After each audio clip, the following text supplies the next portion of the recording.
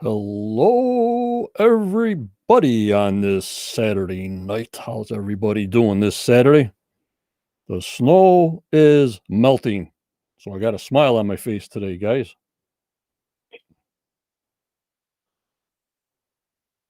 I got a big smile on my face today when the snow starts going away. I just love it.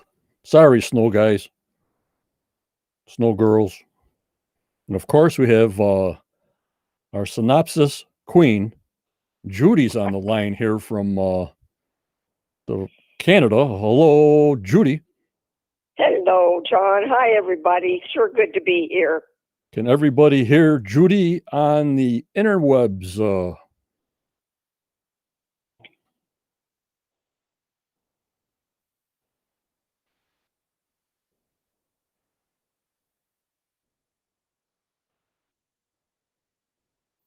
Let me see here. Let me get a...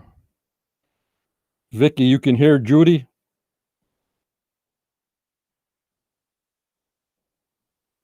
Yep.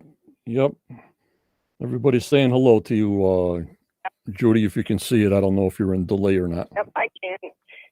Hi, everybody. Thank you.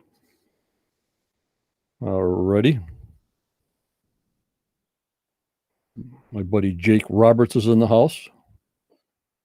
And Curtis always gives me the loud and clear. I love that, Curtis. You're my main man on telling me, can you see me? Can you hear me? And can you hear Judy? It seems like a repetitive thing, but I have no idea, and Judy has no idea unless you guys tell us. I really appreciate it. Thank you, Pam. We got to give our shout outs to our YouTube Templars here. We got to give a shout out to Renee Tuttle, our big Templar Grandmaster on the YouTube membership side, and our Quest of Oak Island Templar captains are Tammy Williams, Elizabeth Doherty, Michelle Travis, Annette Gazzetti, Jazdia. Hello to Wayne Ownby, and also hello to Starlene Stevens. And I also want to thank so much Judy for her support and Barbara for their support in keeping this channel going and me going. I thank you so much, guys. And I thank you also, Judy. Oh, you're so welcome. You know that. Yep. Judy's waiting for her synopsis there of last Tuesday night. Like I said, hello, Vicky, Cindy, Pam, Curtis on the YouTube side, Jake Roberts, Starlene Stevens on the YouTube side. Still need help on the YouTube tomorrow. We need our at least 50 or 60 people more to subscribe. We petered out at 1,350 subscribers. It's all free. All my videos are there, all one spot. It's a lot easier to see all the live shows, all the guest appearances. It's all on the YouTube side. I thank you so much. Hi, Becky. I thank you so much for your support. Also, Roxy for her support. And Sarah for her support. But you'd have to upgrade more from the soldier to get shout outs. That's part of the perks to get shout outs in my live shows. I'll only shout out to you guys because you just joined. You know what I mean, Judy? Yes. Hello, Stu Wilson. How's it going in the block? Also, don't forget, guys, we didn't get any, as far as I know, the Art of Oak Island. Renee Tuttle. We wanted to start a page as an invitation to our most talented or any of the members to share their creations inspired by the Oak Island mystery. Any medium is welcome. If you got, you're an artist, or you're a painter, a writer, a baker, a poet, a singer, anything. We want to see your interpretations inspired by the Fellowship of the Dig. And as always, let's keep our comments and observations positive and respectful. And don't forget, it's against the rules to sell anything here. We're not eBay here. We're just here to share and enjoy the diversity of the knowledge of its expression. And of course, to exchange ideas with each other. And like I told you before, if there's a member bothering another member somehow in PMs or emails, please send me a screenshot. Prove that they're doing what they're doing, and they will no longer be in my group. I'd like those rules, Judy. Yes. And I know you stick to them. I almost got canned once, guys. All righty. And Barbara Perry's in the house. She's a good supporter. She's the best. Jake Roberts, double dipping here. Very good. I see you on the YouTube side. We need help on the YouTube side. Okay. I'll just start out with this one thing, then we'll get handed over to Judy. What did you guys think of Gaetan's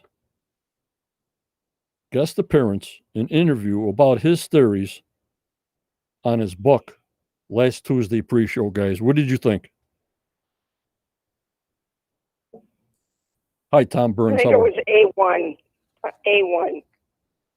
I'm anxious to read his book. Don't you think it was interesting, though? You know, like they wanted to make the chapel. I just love that different direction, Judy. Go ahead. Right. And then also, he said that stuff started in the year 1557. Hi, Larry. You know, 1557. But you know what I look for in old photographs, Judy? What? Or aerial photographs like I showed the group in the 1938 and the 1929. I love the winter pictures because I'm always looking for Nolan's Cross. I want to see the rocks from the sky. I never can. I don't know why. If somebody has a picture of the boulders from an aerial shot, please PM me. You know what I mean, Judy? Yes. Yes. They're far and few between. Yep. And if they're 10-ton boulders, if it's not Christmas trees in the winter, this would be a perfect time to try to look. So that one guy that just, I forgot his name. I got to give him credit. That just flew over Oak Island last Sunday, and I posted those pictures Yes. in the group. I look for them boulders like crazy. You know, Nolan's Cross boulders, and I was going to put little arrows on them. Just for an overhead shot, I couldn't find them. I just couldn't find them. Hello, David. How are you? Hello, Don Bretz. Thanks for coming in. But I thought that would be interesting to get an overhead shot. It would be, for sure. And then Gaetan, you know, coming off the Nolan's Cross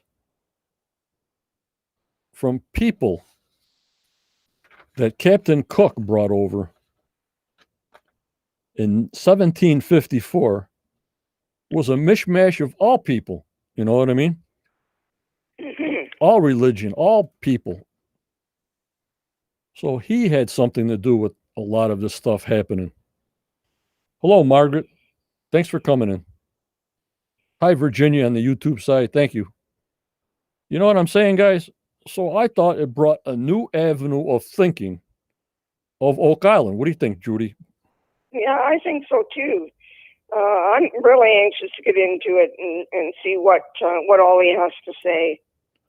Yep. And hello, Carlene. Yeah. And then once you get the book and read it through, I mean, he's not going to tell everything on air, which I don't want him to, because you have to buy the book. Why buy the book if he spills out everything live on air? You know what I mean? Right, exactly. But it's going to take me a while to take it all in, John, so I'm going to have to read it slowly. Oh, I know all the numbers and the directions and the surveys, and oh my God, I get confused within the first 3 minutes. But I thought it was a good guest appearance. I sort of wanted to shock you guys. Hi, Jim. How are you? Thanks for coming in. And I thought it went good. You know what I mean? It wasn't way far out there. It wasn't anything that was like, oh, you got to scratch your head. What did I do? I just loved the whole thing, Judy. I did too. It was a good night, really good night. And Tuesdays was crazy for me. Oh my God. Tuesdays are wacko. So now, like tonight, it's like relaxed. It's like, oh, back to normal a little bit, you know? Right. Alrighty. Oh, okay. So I just wanted to bring that up first before we got into Tuesday night's episode. I thanked everybody.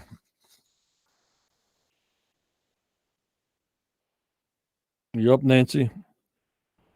Well, we got to get some answers to these questions. I'm tired of books on top of books, on top of maps, on top of surveys, on top of scans, on top of digging, drilling holes. I'm tired. Let's find something and let's go for it. Just go for it. Right. Okay. Let me get Judy's picture up here.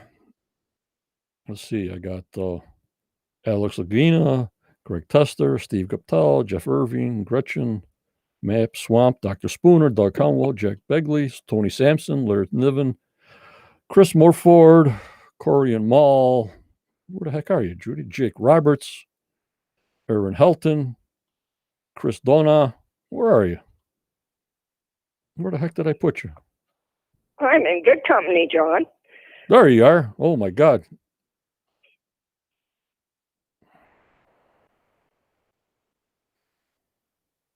Okay, Judy, your picture's up, and it's all yours. Go when you're ready. Hi, Peter. I just want to say, John, you're breaking up to me a wee bit, not a lot. So if members, you're having trouble with me, please let John know. Okay, go ahead. I can hear you fine. Okay, welcome everybody. Gaten Bergeon, who was our guest on Quest Quick 30 on Tuesday night, introduced us to his theory about Nolan's Cross. He gave us a lot to think about, so it is well worth listening to if you missed our podcast. There is more info on our Facebook page if you are interested. Now to Oak Island and episode 17. We begin in the swamp where Rick and Craig have brought Terry DeVoe, a local historian, to give his opinion on the pathway. Terry believes it is a road going to a dock off land. He says the road is made with clearly defined cobblestones, and roads have not been made this way for over 400 years. Because it is 6 feet wide, he believes it was used to haul goods by cart and oxen from the dock to the uplands or the money pit. He says the road is medieval and predates the British or French. Could it be built by Templars, he wonders. Later that morning in the war room, Marty and Craig are discussing the drilling going on in the money pit area. Craig tells Marty that 3 of the wells have hit the tunnel at 90 feet down. Will this tunnel lead to the vault? Craig and team will start drilling the BC hole northwest of C1, where they now believe the money pit is. On Lot 25, the Samuel Ball property, Rick is digging up an area of pink flags that Gary detected earlier. These are closest to the foundation of the Ball house. Rick digs up a copper coin, and Gary is happy with his top pocket find.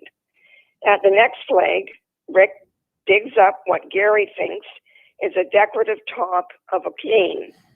It looks like a crown and rose emblem of royalty in Britain. Could it have belonged to Samuel Ball? It is bagged for testing. The next morning in the money pit area, Terry and Charles have begun the drilling of hole BC4. At 78 feet down, they find more hand-hewn wood. They think this could be the edge of the tunnel they have been following, which means they are one step closer to the vault. In the upland area of the swamp, Rick, Ian, Aaron, and Marion are digging on the road to see if they can find where it goes. Meanwhile, in the research center, Gary, Marty, and Doug study the cane topper, which Doug has cleaned up. It looks to be gilded with gold leaf, so they will research it some more. Back in the swamp, Gary and, and Michael John are detecting the spoils. They dig up what looks like a heavy metal wheel bearing that Gary says is handmade, and if it's from a cart wheel, is it related to the ox shoes that have been found earlier? They bag it and they take it. In the war room, the team is talking to Sarah McInnes from the Fort Louisburg Museum. They sent her pictures of the ox shoes and the cane topper, and she says the ox shoes match those they have in the museum. They have nothing that looks like the cane top. When Laird is asked what he thinks it is, much to our astonishment, he says, it is a lipstick top from the early 1900s. Wowzer. Is he right? Time will tell us, I hope, guys. In the swamp, Gary and Michael John dig up a rose head spike in what looks like a fire pit. Michael John also found one in the Money Pit area. Are they related? We will see. Later that afternoon, Marty joins Aaron to help dig in the swamp road.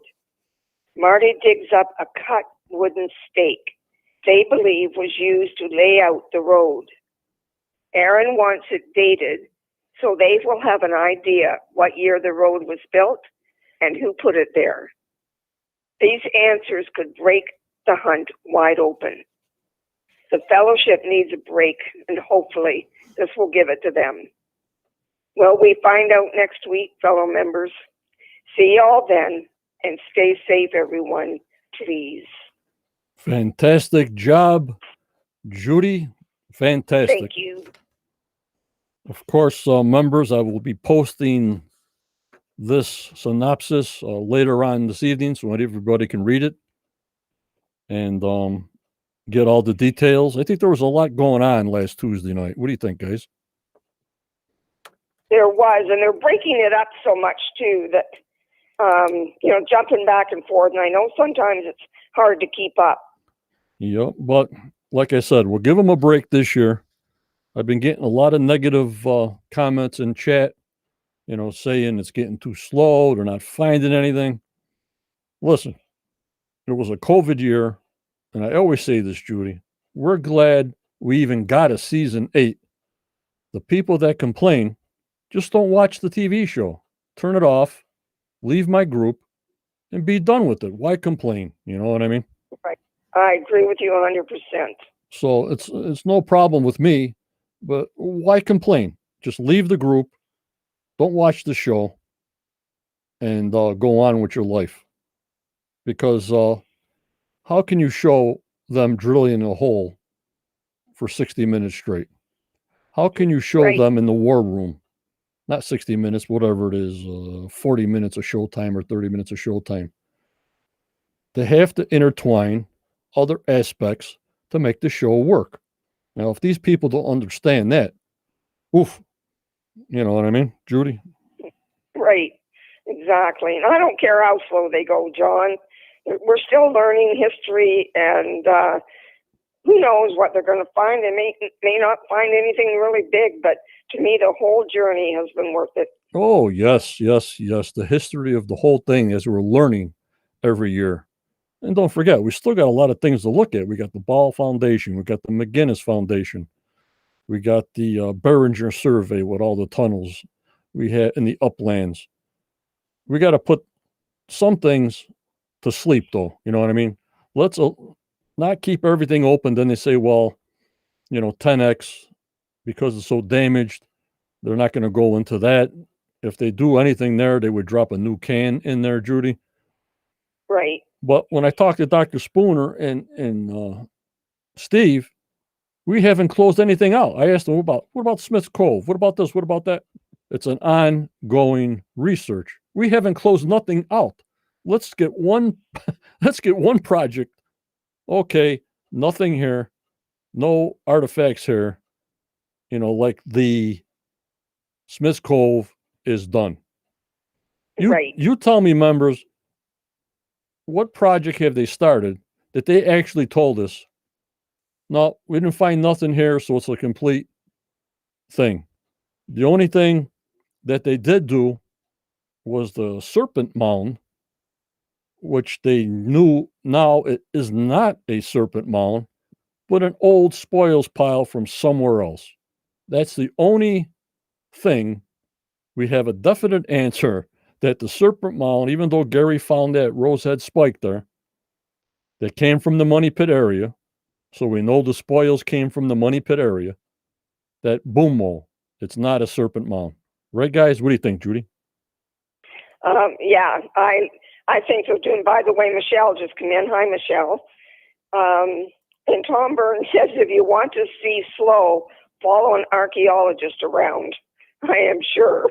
Slow. Yep. Hi, Michelle. How are you? Thanks for coming in. Yeah, Tom, with my little whisk broom and my dustpan, see if you can do 70 yards of dusting off cobblestones.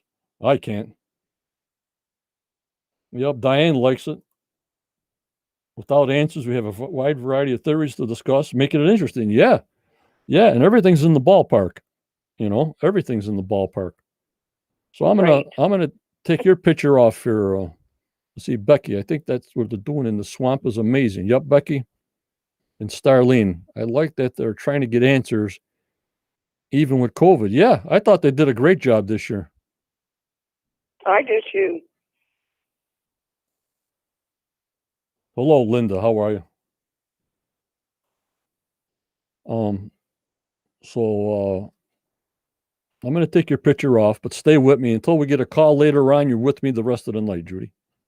Okay. I'm here. Okay, I want to bring up this other picture here. All right, guys, you see this map? I'll wait for a delay or whatever. Yep, rolling. I'll wait for this map to come up. Everybody see this map? Yes, John. Okay, you go over to the left. I want you to notice two things. You'll see on top it says Dunfield Exploration with black dashes all the way around. You see that big circle? That's the Dunfield hole. You follow me so far? Yes. Then the first circle, the red circle, is C1, okay? All right. Each one of these blocks, see all these squares here? Yes. Every one of those squares is 10 foot square, 10 foot by 10 foot. That's 100 square feet in each one of those squares. You guys follow me? Yes. So we got the Dunfield line that goes all the way around. We got all the squares that are 10 foot by 10 foot. That's 100 square feet. In the top red circle is C1. Now, right now, they're about 2 feet away from C1 drilling. So you guys follow me so far? Yes. Yes. All right. Now, let's go back to the Dunfield Dig. The Dunfield Dig was 100 feet wide and 140 feet deep, but shaped like an old ice cream cone. It went down to a cone. Okay, guys? Yes. So now my question is to the members. Look at the location of C1 and where they're drilling now. That's almost 20 feet away from the Dunfield line. You see the Dunfield line that's on top? Yes. One square, number 2 squares is hitting a little bit of the C1 circle. You see that? Yes. And that's where they're drilling now, about into that 20-foot section. They're going to try to go west. Okay, you follow me so far what I'm saying? Yes. And the depth is what now? They're only going 80 feet or 85 feet or 88 feet deep right now, where they're finding this new earlier wood at 16 something. Okay, everybody follow me? Gotcha. All right. The Dunfield Dig, it is not a cone 20 feet away. That Dunfield Dig went down 140 feet. not 85, not 90, but 140 feet deep. There is no cone shape that close to C1. 10, 20 feet away from the edge of that Dunfield. That had to be dug out by Dunfield 140 feet deep. I know what they say, like on the sides, it caves in on the sides, like an upside down, like a V, Judy. Uh-huh. But this location, 20 feet away from the Dunfield line near C1, where they're finding wood at 85 feet, Dunfield had to dig that out past 60 feet. You see what I'm saying here? Okay, I think I'm getting you. Keep going. I'm asking the members also. You know what I'm saying? It's 20 feet away from the edge of the hole. It's not close to the sides. There wouldn't be no angle like an ice cream cone that close to C1. That would have been dug out to the max right there. You know, like the max. If it's an ice cream cone, the middle of Dunfield's dig, that's where the deepest part would be 10, 20, 30, 40 feet or 50 feet, 5 squares down would be the middle of the deepest point. If you're doing an ice cream cone or a V, you know what I'm talking about? Linda, I'm saying he didn't miss it. Even though they're finding older wood there, it shows the Dunfield dig in the black hash marks all the way around 100 feet. It's 20 feet in where the C1 is where they're digging now. He surely went more than 80 feet in that one spot. Thank you, Kathy. You see what I'm saying? Yes, I think so.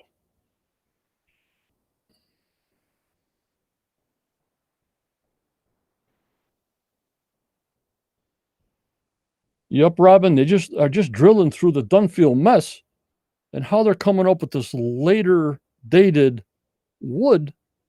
They're hitting a tunnel, they're hitting something, but how the heck can Dunfield not have dug this new tunnel that they're saying they're found when I'm showing you the map of Dunfield's diameter, and each square is 10 feet, 10, 20 feet away where C1 is. C1 went down to 170 feet. How can it be a cone right there? Yes. That means he dug 30 feet away from C1? No. If he's got the lines of the Dunfield excavation and the black lines, that area had to be dug out at least 150, 140 feet, 125 feet. I'm not saying towards the sides where it caves in like a V. I'm saying where the C1 circle is on top. Michelle, where did they say the undisturbed soil level was at? Near OC1, way down where they were drilling below this map.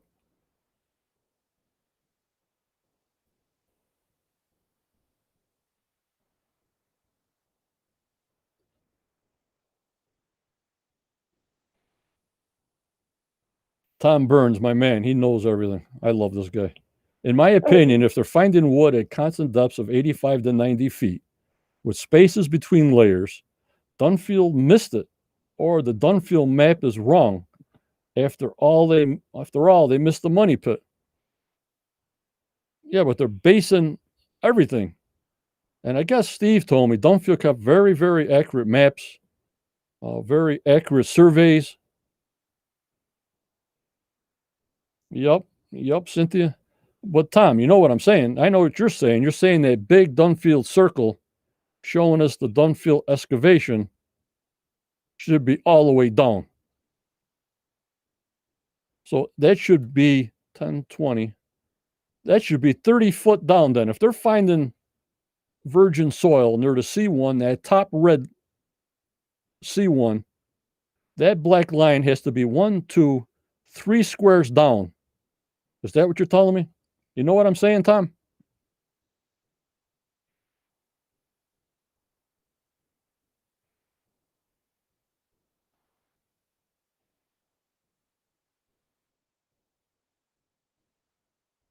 Because they're going by those old pictures. I don't have it online now. where they showed the head and shaft all the way down. You remember those old pictures I posted, Judy? Yes. Yes. So they're going by where the head and shaft was. Then you saw the big hole all the way around. Right. So as a surveyor, you can go off that point, make the head and shaft a benchmark. And if it was 100 foot around, of course, it's not a perfect circle. I mean, he's in a big clam shovel digger. But you guys know what I'm talking about? If this Dunfield line, do you see it above the C1 first red circle? That line would have to be 1, 2, 3 squares all the way down.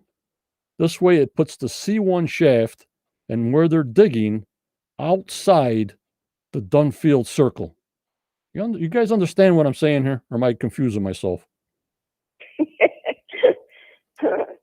So if I understand correctly, you think where they're digging right now is outside of the Dunfield dig. There you go. Okay, good. But on all these maps, it's showing the C1 shaft 20 feet in from the Dunfield dig, according to their maps. Okay. You see what I mean, Judy? Yep, I'm getting it. If this C1 was like on the side of Dunfield's dig, well, if you're digging in a cone, the sides have more places that you can not see and not dig. This C1's not on the sides. This is 20 feet in from their circle. Okay. Yep, Cynthia was just bulldozing everywhere. Yep.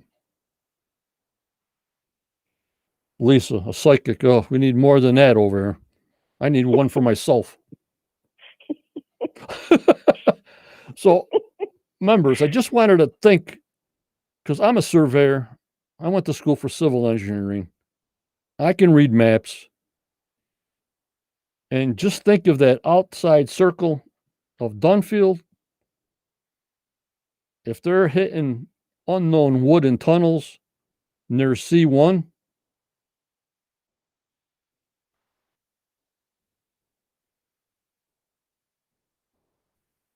I don't know. And Tom says, yes, Dunfield dug a big hole, but when you get down to 90 feet, I think the wall has to be sloped. And the question is, how much slope and where does the slope start?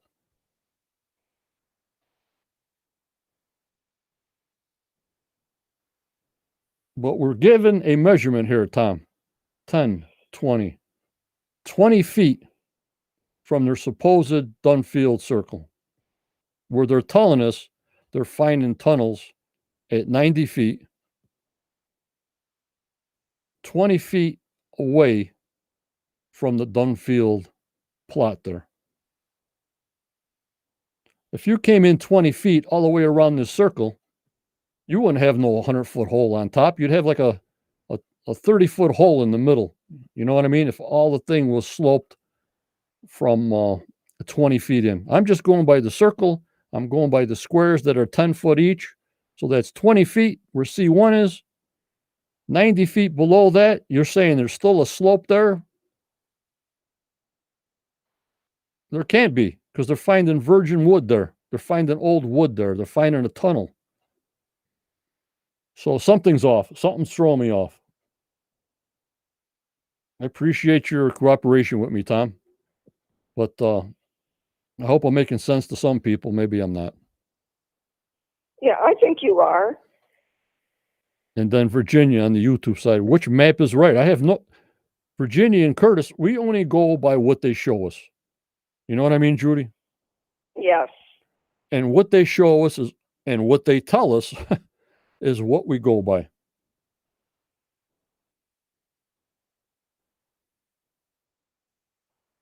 And all depends on the slope. So something's off, in my own opinion. This is my own personal opinion. Something doesn't jive right. Well, Robin wants to know, do you and Tom think that they are not deep enough to be out of the Dunfield dig? At only 88 feet? Well, like I said, it all depends on the slope, because it was told he went down 140 feet, but as a cone. So if he started the slope right away from the beginning, that slope would be huge. By the time you went down 90 feet, that 20-foot slope would be even bigger. But what I'm saying with the information they're giving us is that they're showing us it's 20 feet away from the Dunfield excavation. At 90 feet, they're pulling up new wood, a new shaft, unknowns to them at 90 feet. So I just want to put that out there. So it bothers me. But of course, if I ask Steve or I ask anybody, I'm not going to get no answers because they cannot say anything about maps. Right. They can't tell me anything. So no sense of even asking, or, there's just some things you just don't ask because you're not going to get an answer. And, I don't put people on the spot. And I just wanted to put that out there for you guys. And Jake Roberts says they are correct maps. So Jake, explain to me then. I need help. If they're correct maps and that Dunfield line is 20 feet away from C1, you're telling me 20 feet away, 90 feet down, Dunfield never got there. Linda, if you remember, the hole Marty dug near the Smith's Cove, he had a hole you couldn't get to the edges because it started to cave in. Yup, maybe they couldn't see it because it was all caving in at that time. I have no idea. So how do you think my brain works? You know what I mean? Well, maybe you've given us all something to think about, John. If it's either number one, the slope is 20 feet away from the top. By the time they got to 90 feet, they were 30 feet away from the C1. If you're not disturbing C1 and you're not disturbing things 90 feet at 20 feet away, well, you missed it. You know what I mean? Right. Hi, Scott, on the YouTube side. Thanks for coming in. So these are the things that boggle my brain that I can't get no answers to. So that's what I want to present out there. So think about that, members, and come back with an answer next week, please. And Don Brett's Dunfield must have just veered away just enough to miss that shaft as he went down. Cynthia, it's not the bulldozing. He used a big clam bucket to do this big hole. I wish I brought put up the picture. Do we have any trigonometry experts in the group, and we can work out the distance traveled from the edge depending on the angle of the slope? Hey, that sounds good. I can't even find a computer tech. One guy's trying to help me. Because we got the direction, we got the distance, 20 feet from the edge. But who knows? Too many factors, Tom. There could have been at 50 feet, the sides could have been falling in, the mud could have been falling in. You know what I mean, Tom? You know what I mean, Judy? Yes. Who knows in 65 or 66, I don't know, that the sides were falling in.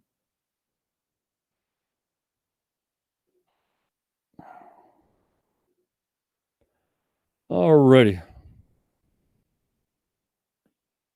Hello, Gwen from Australia. Thanks for coming in on the YouTube side. Thank you. Alrighty. Let's get to the show a little bit on Tuesday nights. I just put that out there for you guys to. I had other kinds of maps, but other maps really said that showed the same Dunfield line, showed seed one, and showed them that the ones that were going. So Curtis, I'm with you, John. My engineering mind. You're an engineer, Curtis? Yeah, I'm stumped. I don't know. Okay. Here's Gary. They found a supposedly that they call a wheel bearing supposedly off an ox cart. And Jim says maybe Dunfield used the hole to put all the wood he collected back in the hole to get rid of it. Yep. Who knows what they did? Tom Burns, missed by an inch, missed by a mile. Yeah. Yeah, it's unbelievable. It's driving me nuts. So here's this. Of course, they find sort of a wheel bearing. And of course, they have to tie it into an ox cart in the 15 or 1600s. Why couldn't this wheel bearing be off when they put the telephone poles in on that side of the swamp with the road? I mean, why? I mean, I don't know how they test the wheel bearing. You know, it's handmade or the metal or whatever. But is everything old? Can't they show us something? Hey, this is a wheel bearing from 1975. Ah, forget it. Doesn't work. You know what I mean, Judy? Right. Gotcha. Everything's got to be ancient. Everything's got to be old. Don't you find dimes and nickels out of regular, like a regular American money or Canadian money up there? Is it always old? You know what I'm talking about here, Judy? Yes, exactly. Well, I think the lipstick top kind of did them in there. Well, I'm waiting for that. I'm going to talk about that, Judy. Okay. And so this wheel axle thing, whatever, made out of wood in the year 1600, I don't know. I just don't like it sometimes when they got to tie everything into ancient. Once in a while, tell us, hey, this wheel bearing came from a Ford Chrysler or a Chrysler tractor. This came from Fred Nolan's tractor when he broke a wheel or something. We can accept that. Sure. Tom says if they were using wooden axles, doesn't that seem a bit small? I'm not saying nothing because I'll go off another tangent.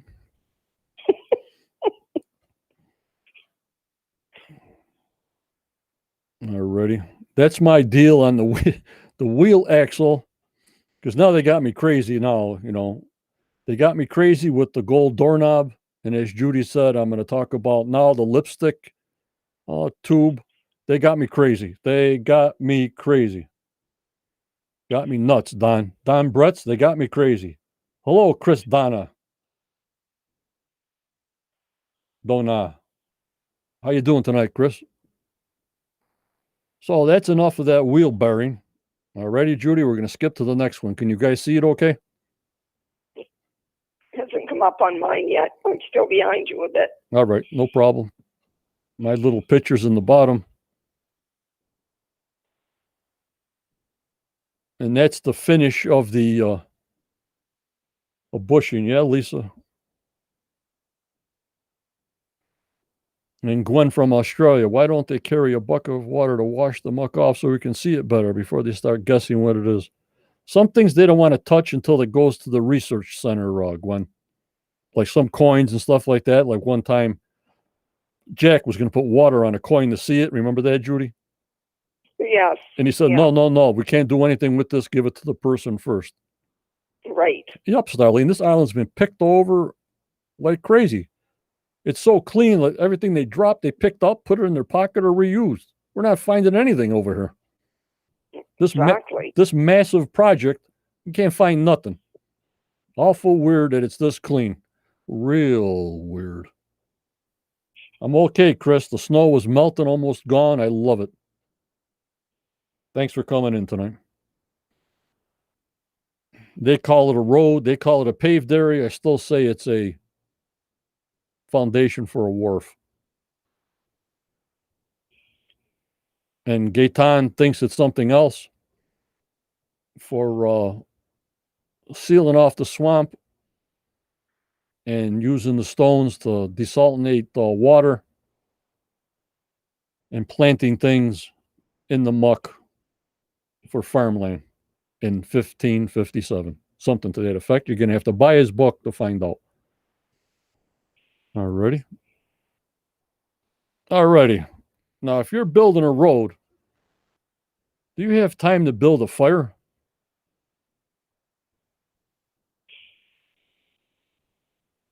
There, what Dr. Spooner says, there's a fire pit right there. You see the different orange there? Yes. So I guess they took a break, started a fire, or if they're clearing the roadway, wouldn't they have to burn all the debris?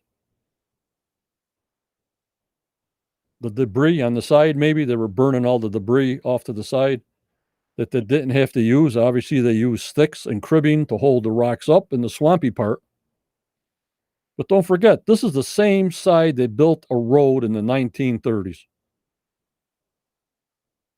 Tom Burns, a small signal fire for landing boats, maybe? That sounds plausible. Yes, it does. Tom's on the ball. I don't know. He's really on the ball, this guy. Thank you, Tom. What do you guys think out there? Bob. Hi, Bob. Hi, John. First time on here, bud. How much longer do we have to wait till we find out some good news on the money pit? Oof.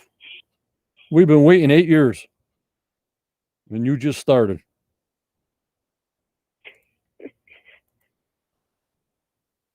Because we had to wait for permits. They really didn't start really digging in the money pit till when? Going crazy. A couple of years ago, they got all the permits to start even digging there. Before it was just drill holes. You know what I mean, Judy? Yes, yes. So all it was test holes. That was it, except for 10X.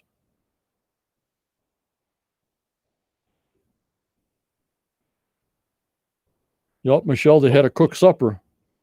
But you'd think we'd find these pits all over the place. If there's a lot of people working on the island, doing all this big work of doing these paved roads, like they say, where'd they sleep? Where'd they go?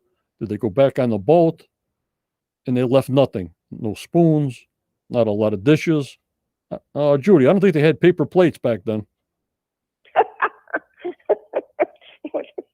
Okay, John.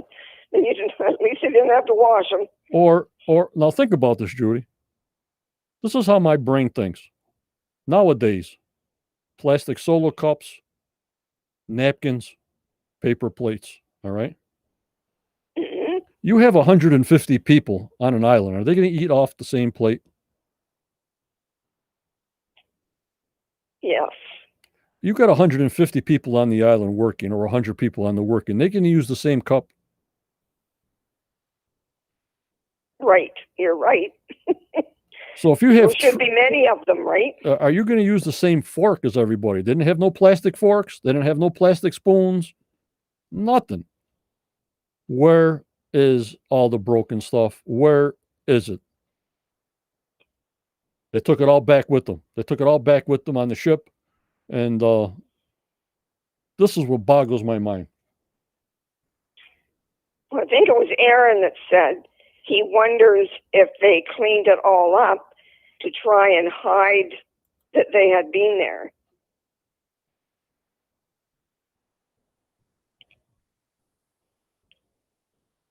Well, that's the whole reason why I'm saying. The whole reason why I'm saying the site is clean is for what reason? Remember, I got to talk slow. There's a delay. So if you don't find any dishes, cups, forks, knives, people that have been there, is for only one reason. And one reason only. That you were never there. Exactly. Okay, you can't hide if you made a fire pit because of the charcoal and the soil and everything.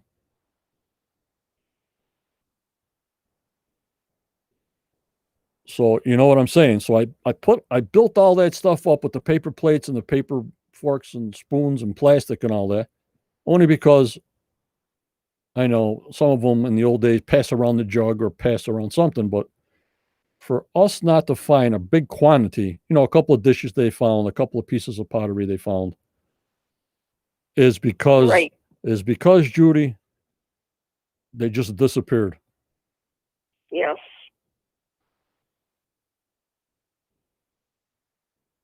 Yep, Linda, the last man out, clean up. Yep.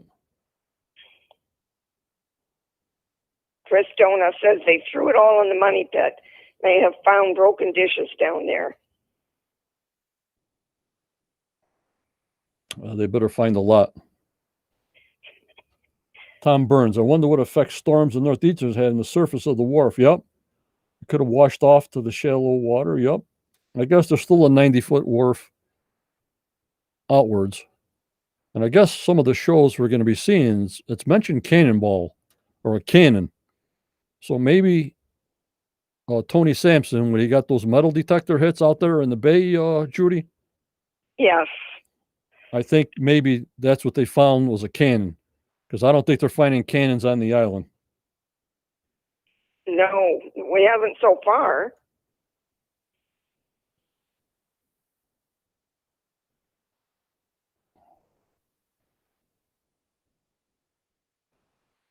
So, John Stemmer, what do you think is in the money pit? Oh, my God.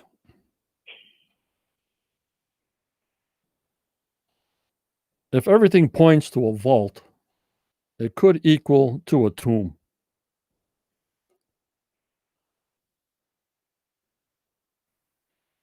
So I always thought it was a temple or tomb on the island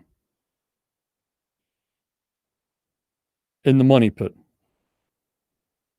Nolan's Cross was Templars to me, and the swamp was Templars to me. Could there be another chamber there with Templars like Corian and Chris says?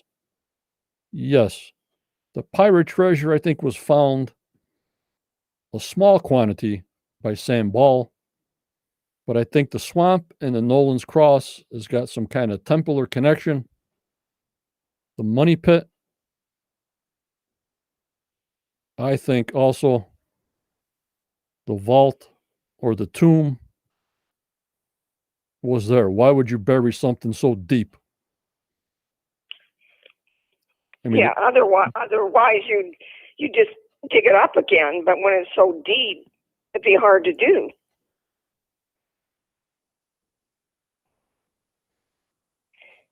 By the way, I talked to Court Lindahl today. He had put a piece on our page, and he believes that the Templars were never there, and that the cross that they found is not a Templar one. If anybody's interested, read it. but I don't know if I agree with him, but it's worth reading. right, Chris says we could do a whole Quest of Oak Island series on that question. Correct. John Edwards, yes, I agree. I've seen the coffin stone right there. John Edwards, on the tour, Charles shows off the coffin stone.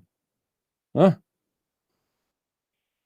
Why would they hide all these treasures 100 foot deep? If I'm going to do a treasure and encase it in clay, I'm going to be above the sea level. I'm not going to put it below sea level. But then who am I? I'm not sure. The holes are not straight down, correct? Correct. But so we'll get off this fire pit. So there was a fire pit. We know they made a fire, whoever, the Micmacs, the Indians, the wharf builders or the paved area builders, whatever you want to call it. On to the next one. You guys ready? Right. Yes. And here's the guys in the area here.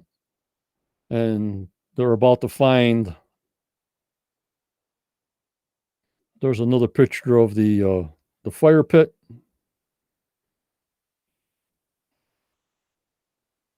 And they found a rose head spike.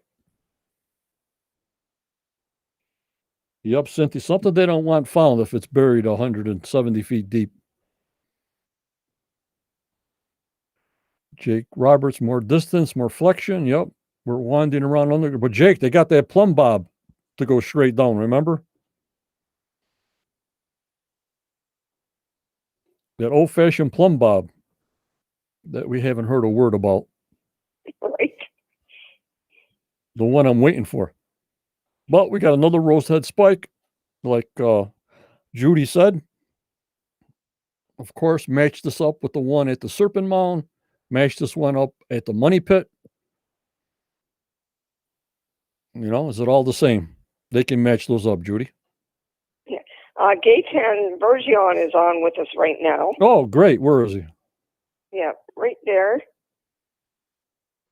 Last one on Facebook. I got it. Hello, Gaten. Thank you so much for dropping in. It could have been birch bark for plates, and they ate with their hands before ceramic. Unbelievable. This guy, Gaten, you come up with the best. I can't even think of these things. Imagine that, Judy. I can't, but I've seen it done on old movies, so he's right.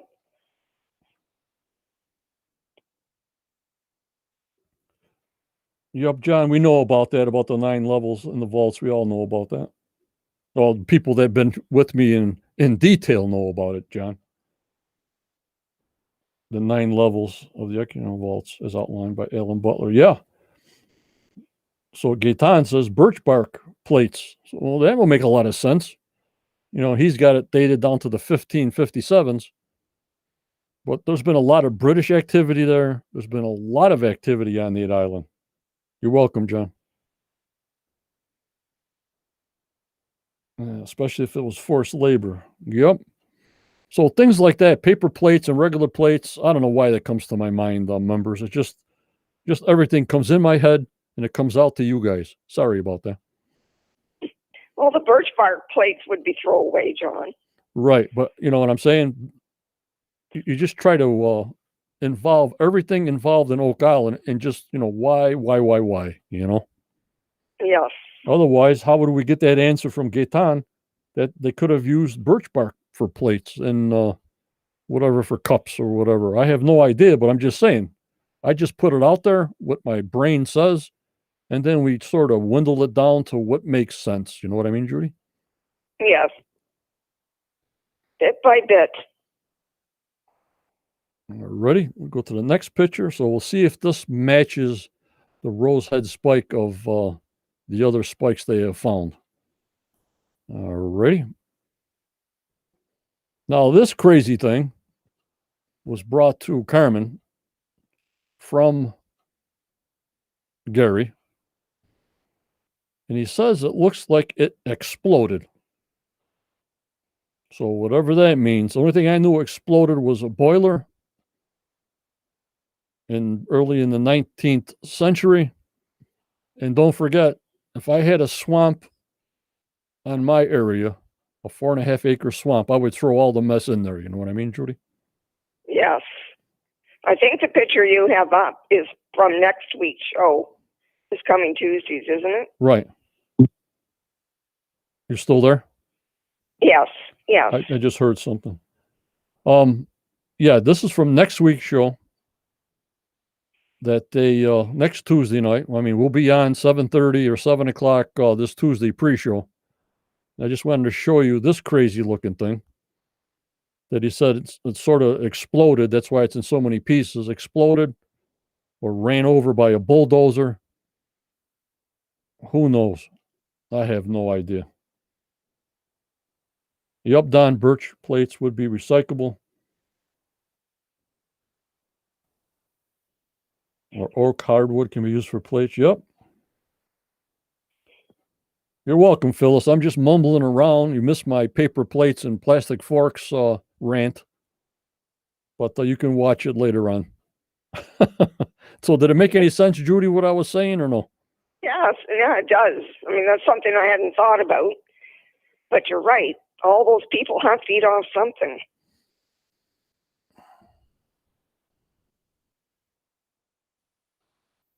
I want to thank everybody on the YouTube side. I want to thank everybody on my Facebook side. Thank you guys for coming in tonight. On the YouTube side, I do have a paid YouTube side. It starts at 75 cents a week if you want to support me and my channel.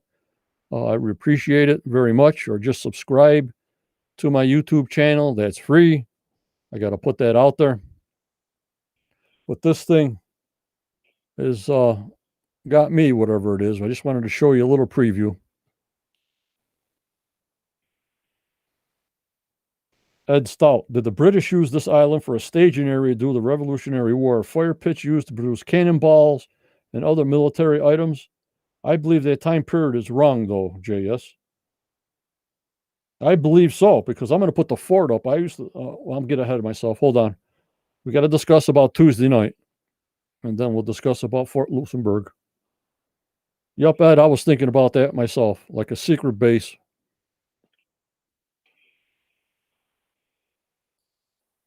I have no idea. Yellow. Rust. I have no idea, Pam. All right, so this thing's a pre-show that you'll see again on Tuesday. And that's him holding it up, trying to explain what that piece is. Our main man, Carmen Legge. And Tom Burns says the British were there, but sounds it was like after the wharf was built. Yeah, the wharf was built. 1600, maybe even earlier. Harmon Lake. Yep, John Edwards. So he was holding up that other piece, whatever this thing is. I have no idea.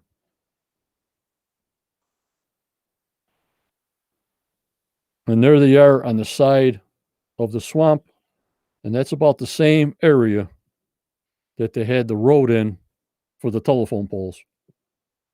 Hello, Jenny. No problem. You're always welcome here on a Saturday night. And Michelle says the island is too clean, in my opinion, to have been used by the military. Yep, it's awful clean. I think she could be right.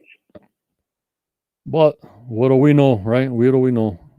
We're always saying it's too clean. Nobody dropped nothing, or they picked it all up because they didn't want to be known that anybody was there. Yep, Tom Burns, 1758 was the final assault on Luxembourg. Yeah, but they were there around 1718. 1718. All right, and we got the last picture of this slide is, guess we'll find out about all these survey markers in the stone pathway. Don't forget, Fred Nolan surveyed a lot, and he had to put stakes in a lot for benchmarks, for turning points. And I guess we're going to get some dates next week on all these survey markers that they're finding. And that'll be on that show there. All right, let me show you this that people haven't seen. You guys see that so far? Make sure.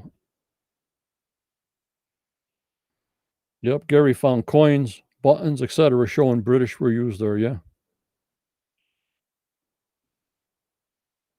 So here is the road on the side of the swamp, showing you the telephone poles going in, and it keeps on going up and forward.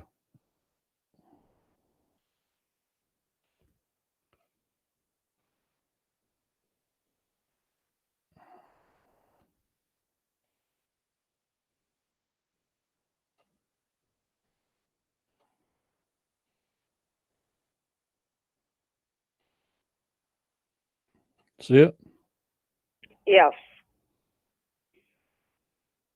Then we got the kegs, the keg barrels that we have to test for the age, and also get some chemical testing on the what was inside these barrels, these keg barrels, Judy. Yes, that's going to be interesting. Yep. Yep, Linda, that's what they got to find out. If it's older than Fred Nolan, those stakes were done before Fred Nolan. All the dates, I got my sheet, I got to mark down all the dates of all the wood, they say. But just putting it out there that he was a surveyor.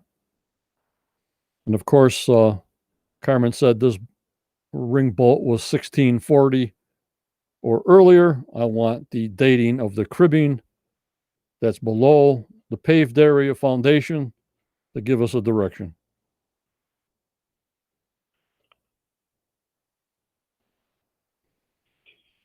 What do we got here?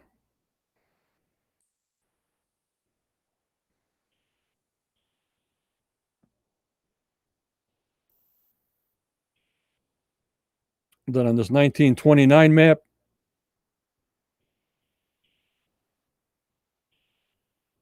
yep, Tom, if the road was pre-1600, I don't think it was British military who built it. Doesn't mean not European, not used by the military later. Correct. Correct. This picture's from 1929. Yeah, the telephone poles were in the 1930s. And you see this picture I got of 1929 up here, Judy? Yes, I can see it well. This is what I was looking for, the Nolan's Cross, the boulders. Okay. And I was also looking for the cave-in pit. I couldn't find that either. So I don't know what's going on. I don't see them.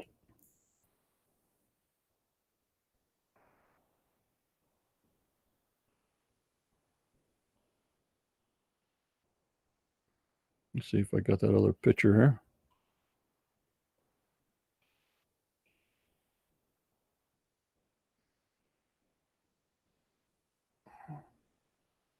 I don't know if there's stakes on both sides, Starling, but if they date the wood, again, the Vikings way back, if you cut down an old tree and using that wood, is that wood giving us the date they did it or the date they didn't do it?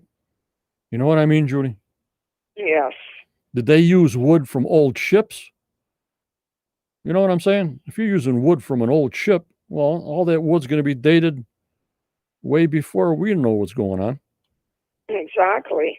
But I have no idea. I have no idea.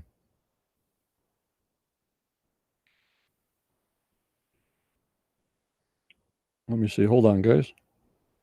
I'm going to leave this picture up. Let me see this picture here. If I can find it.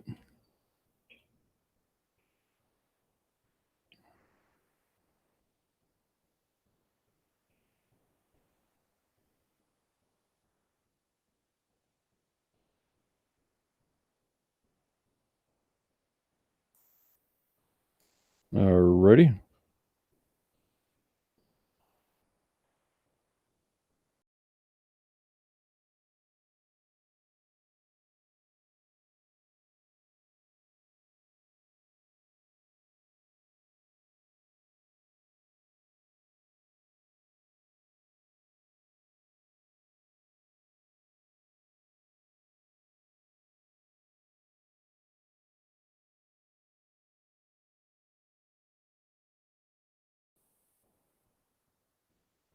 Okay, John Edwards. I've talked to Joan, a close friend, about the McGinnis and the British Army.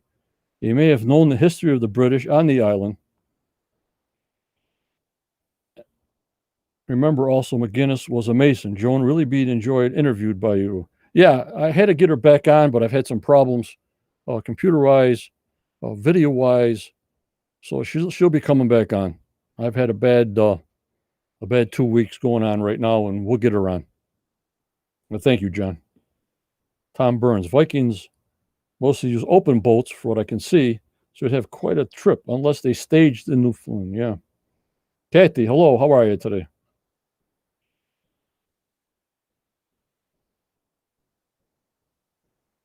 No problem. All right, ready? Now, the fort. The fort. And they say the people were around in the 1715, 1710. So for them to have help around Oak Island and stuff like that, they had to use the island for something. You know what I mean, Judy? Yeah, definitely. The inhabitants. I mean, how many people were inhabited there, They started... I think when they were building Fort Louisbourg, they also used the island for something. Yeah, they started building the fort, Judy, in 1720. And in 1750, 30 years later, they were done with the fort, okay? Okay. I mean, you got to have a ton of people to do this kind of work. And I also think they used Oak Island for whatever gave them access to help win the fort, because the fort had tunnels, the fort had everything else. But I think they used it for a stopover. If they needed pine tar or tar kill, or if they needed ship repair, in a certain section of time at Oak Island. I'm not talking back in the Templar time. I'm not talking back in the old times. I'm talking during the 1720s to maybe, 1770, somewhere in there. Yeah, I agree.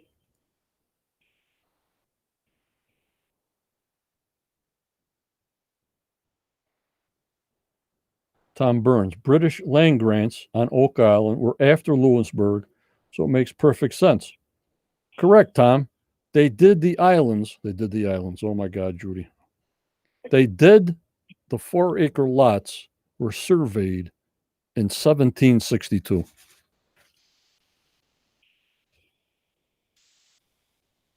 You see what I'm saying? Yes.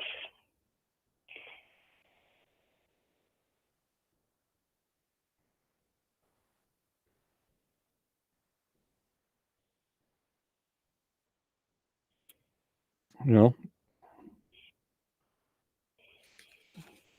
what was his name? Charles something was the surveyor. 1762 to 1765. Charles Morris. So they did it after. Could be, Pam. Could be.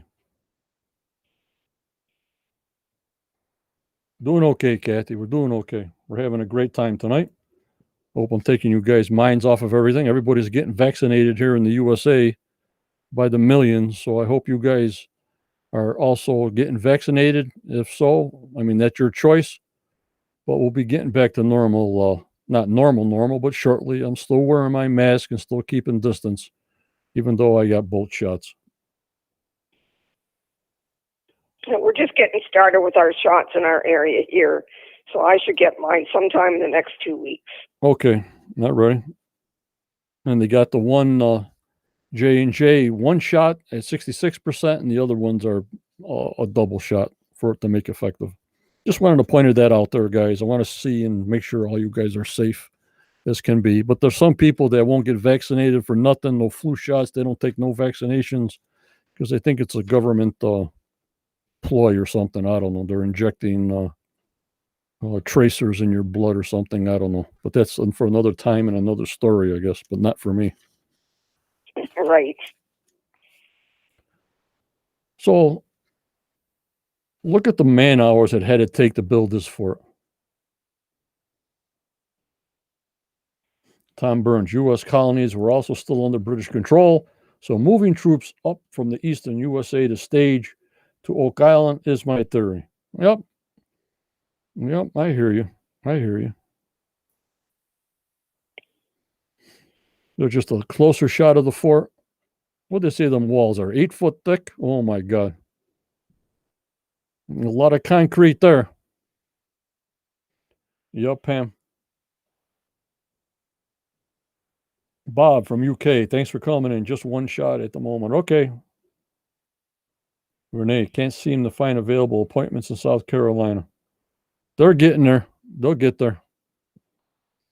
And here we go for the tunnels. Of course, when they went there to go look at the tunnels under the fort, that was interesting. It was. Hi, Cam. Thanks for coming in. And we got another more tunnels under the fort.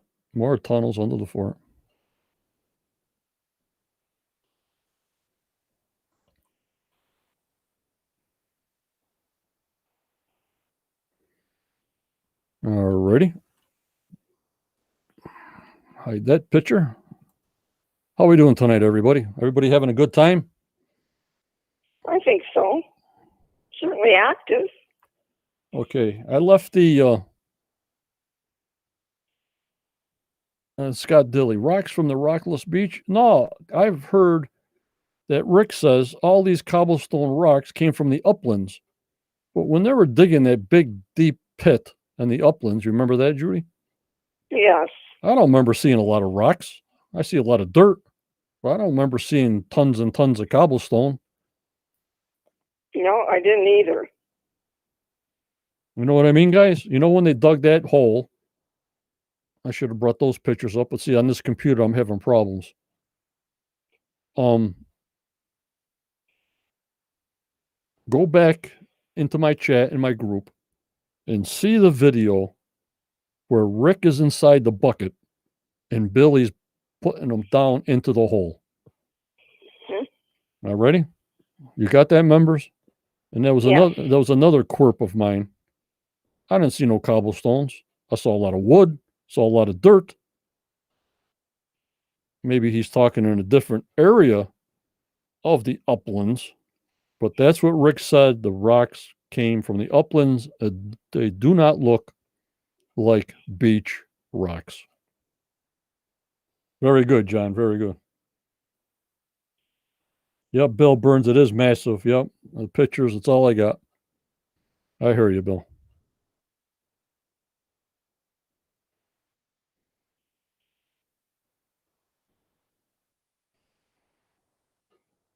Hello, Trudy. Thanks for coming in. But is Tammy here tonight, Judy? I have not seen her, no.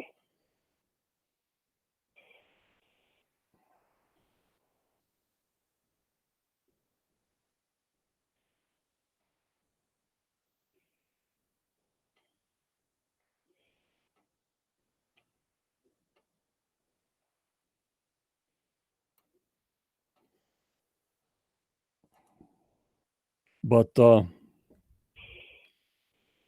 yeah, they said it didn't come from the beach. They weren't beach rocks. So that's the latest information I have on that.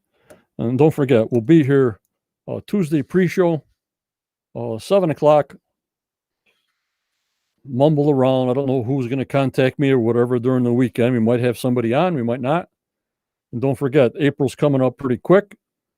You know, they'll be on the island as soon as they can. I'm not sure, Judy, on the restrictions. What's Canada doing with restrictions as of now of March 13th? Well, I was just wondering that today. I think they could get into Nova Scotia, but I'm thinking they'll still have to quarantine. You still, even though if they show they had 2 shots in the United States? Yes, my daughter is moving back home from Michigan the end of the month. She's had her shots. She'll have a test 3 days before she comes across. They'll test her when she gets across. And even though all of that's good, she still has to quarantine. Oh, my God. I hear you. So I know. That's good to know because the fellowship has to do the same thing. So that's great information, Judy. Thank you. Thank you. Bob, you're very welcome. Thanks for coming in.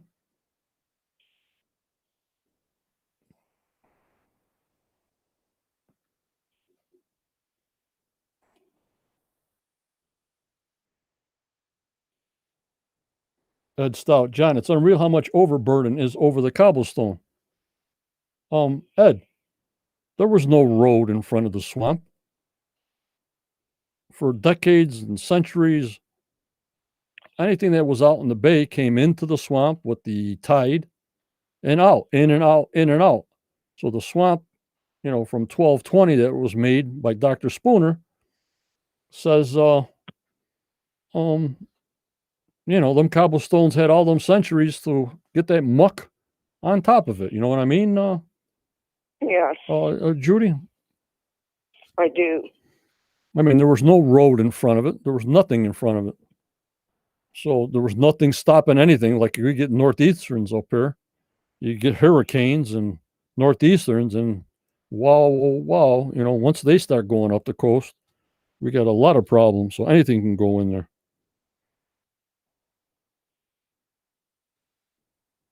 Also, me and Michelle, we're going to get together. I hope soon. We're going to get the quiz question trivia game going. It's got nothing to do with Oak Island. It's just an offshoot for us to be together. If you want to, we got to pick a night, pick a time that everybody's going to be on. I mean, I don't know all your guys' schedule. So we're going to have to put up a poll saying what is a good time to start? What is a good day? I mean, I would do one after a live show, maybe for an hour, but I would do a live show like we're talking now, strictly of Oak Island. Log off, log back on in 10 minutes in the game show mode, but that'll be seen on Facebook and YouTube at the same time. But then I'll go back to Facebook and delete it. So it'll only be on YouTube for people to see. You understand what I'm saying, Judy? Yes, getcha. So everybody can play on Facebook that don't like YouTube. Everybody can play on YouTube that don't like Facebook. But I'm not going to leave it on my Quest of Oak Island page and group because that's strictly for Oak Island. Yep, ocean water has risen, right? The road next to the swamp was an add-on by a searcher. No, that was added on to put telephone poles in. And then Right. Fred Nolan made a little peninsula to get out there. I think at the end of that little island he made in the middle of the swamp, there was a shaft there, or he made a shaft there. Yep, Linda, we all do. We all want to get back to normal. All right, we're going to put up the phone number. Judy will stay on. We'll see if we can get one call or two calls to come in and talk to us. But let me know your ideas about the Quest quiz questions that you can get up to 5,000 points. I will send you a free Quest Oak Island mug. Don't forget to see my friend Sharon Public Cover. She is now doing Oak Island cookie cutters, and probably go to her site. And she always supported me with my coffee mugs. So I have no problem at all supporting her. So please go help her out at the COOI group and order your cookie cutters now. And obviously, after the island cookie cutter, we can get her going into maybe making the cross cookie cutter and things like that. You know what I mean? And I want my members to even make something to show in our page, like Renee is running, on something that inspired you on Oak Island to make. Like we had this one lady make a cake. You see that, Judy? Yes, it was quite something, wasn't it? Yeah, it had tractors on it and cobblestone roads and guys with picks and that. Oh my God. So if any of you guys are doing anything like that or making a painting of Oak Island, we're not buying and selling in my chat. If that happens, I will have to eliminate you. But just to show your talents and just show what you're making. And so 72,000 people can see it. And also, when we get the page on the Quest of Oak Island with a lot of things on it, I will personally send it to the Oak Island Tours CA group, which Marty and Rick own, and just show them all your ideas and everything. No credit to me, with your name and what you did, from my group to them. Coconut cookies. Yup, Ed Cook. Oh, okay. Take it easy, Linda. Thanks for coming in. Trudy says, I wish I could call. Trudy, let us know if you're going to call in, then I can hang up, and then you can call. If you have legit Oak Island questions, Trudy, just let us know. A high-fiber diet. Yep. Yep. But I really want to know about your guys' opinion about the Quest quiz trivia. Is it a go? Is it a no-go? Getting points on all kinds of questions around the world. History questions, automobile questions all over the place. I think it's a good idea, John, and we're going to need something to talk about this summer when the show's not on. So I think that'd be a great thing to do. Yep. We just got to get a date. And you got to get a great date that's everybody's home, you know what I mean? Right. And a great time. Because what's the sense of having it if there's only like 3 people here or 4 people on YouTube or whatever, you know what I mean? Right. But, yeah. So, did you guys see my new signs? On air is blue now. The red one burnt out.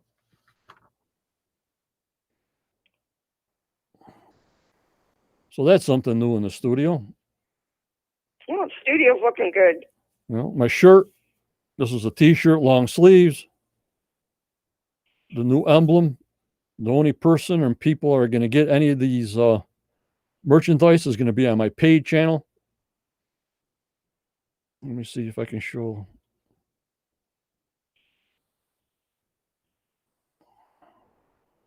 I don't know any prices yet. I have no idea.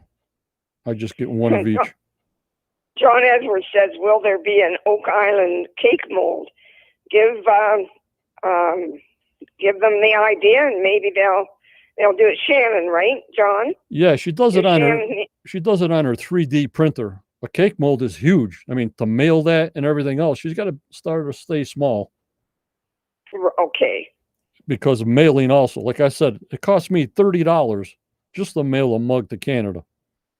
it's $26 postage and $6.79 for duty fees. That's not including the packages, the mug, and everything else. And that's £1. So you got to go light because postage here kills. Not within the USA, we're sort of okay. I take care of that. But all international postage is out of sight. Gaetan said that he can mail a book from Canada to the U.S. for around $5. Yeah, but I send it first class international. Okay. Even as a gift. Books are different. Media is different. I send it as a gift or merchandise. Books, media, paper is a different category. I know. I work Right. I know. I work for the Postal Service, so I know. All right, what was I doing? Oh, I wanted to show some of my polo shirts that I got. You see them? Not yet. I'm a little behind you yet. These will be available only to my paid members on the YouTube channel. I also got T-shirts. I also got a baseball cap. I also got a wool hat coming, and short sleeve T-shirts, long sleeve T-shirts. I mean, if you want to support me and my channel on the paid side, they'll be only available there. I do have a Soldier Templar paid membership that's only 75 cents a week. If you can do it, I know it's a tough time and I know it's not for everybody, but I want to give you guys something back. In the Oak Island mugs that I have, the Quest mug, membership mug, I'm working on something like that, but mostly just the cast members get them and the moderators get them, and the people who are more active during the month have been getting the Quest of Oak Island membership mugs. Yep, Ed, I was an OIC also. And Scott Dilly, he's back on the Facebook side. Kathy lived near Bay of Fundy. John, that's great swag, huh? Well, who wants to see my face in that? I mean, would you wear that out to maybe the grocery store? I would. but it's something, everybody's got details. Everybody's got things that they want or a favorite shirt. They go to a bar and they wear bar shirts, or I always used to get a T-shirt at a bar or something that you were there. And I thought they're great looking. And these are embroidered. These are knitted. That label is knitted. My other shirts look like a big label that I really didn't like. You know what I mean, Judy? It's got a big label on it. Did you like those ones with the big label on it, Judy? Yes. I really like the new ones a lot for us because we can see see you on the shirt really clear.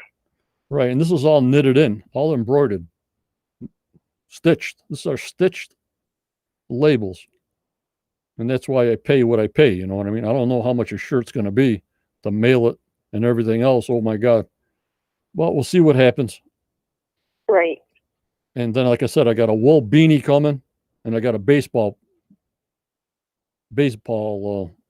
cap coming, and I'll post it all what I got, to the paid members, because some of them are going to get 30% off, some of them are going to get 50% off, and some's going to be given away. So there will be some free things going on.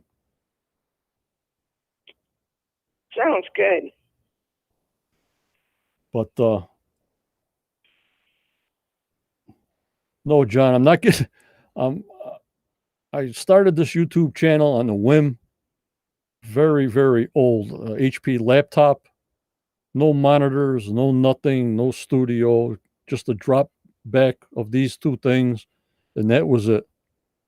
I only buy one of each because you'd have to sell. You'd have to buy like 20 of them to get the price down. Same thing with the mugs. I only can buy like 24 because then you pay the full price of setup fee all the time and postage, because if you're going to mail 24 mugs to me, there's big USP postage on that.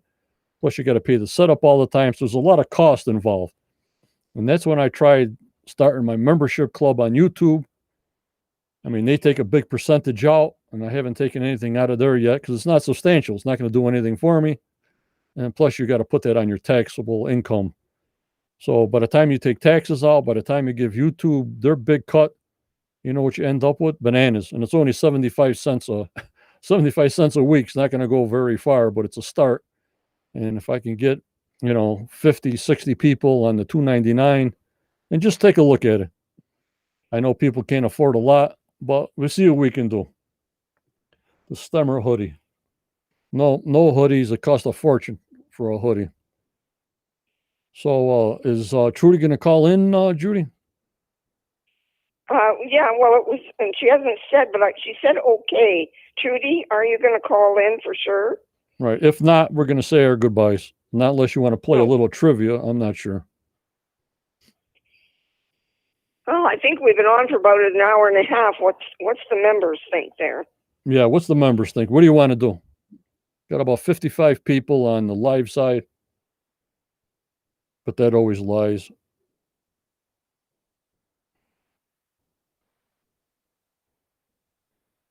Starlene Stevens. I'll sport your face. See my face all the time.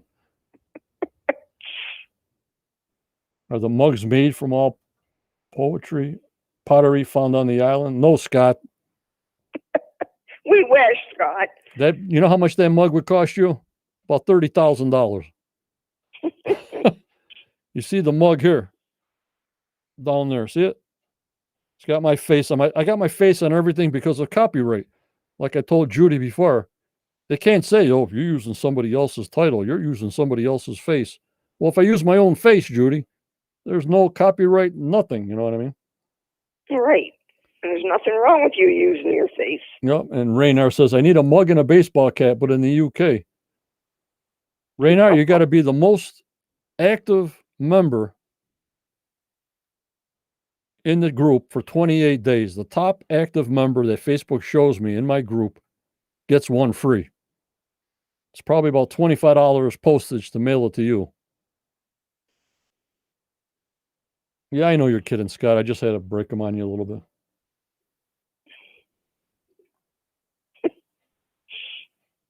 They auction off dirt. Yeah, but that's from Oak Island. This is from John Stemmer. I'm a nobody. I'm just enjoying you and your company and my group, and it involved to this. So I don't know how far we're going with this, but long as Oak Island's on, as long as I got members in my group, we'll come up with something.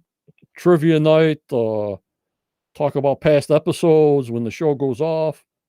We did it last year when the show was off. I did shows. Yeah, we did good.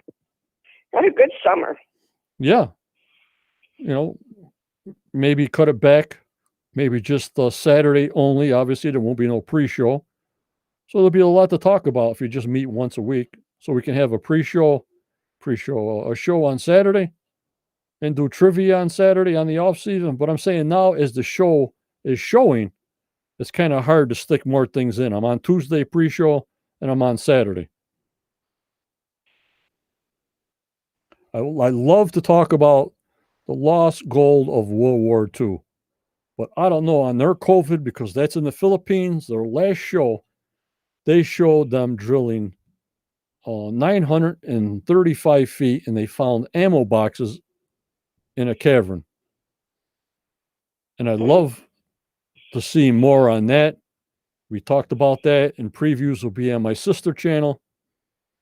Quest for Treasure is my other group, Judy. What's a Quest of Treasure, right? Yes. We can talk about other mysteries. Sure, on the off season. It all depends what the members want. You know what I mean? Yes. Now, we've had a few saying that they'd like to play, but we'll leave that up to you. You've had a long week. Yeah. How many want to play? What do you think? I think there was about 3. No, I think we need a lot more than that.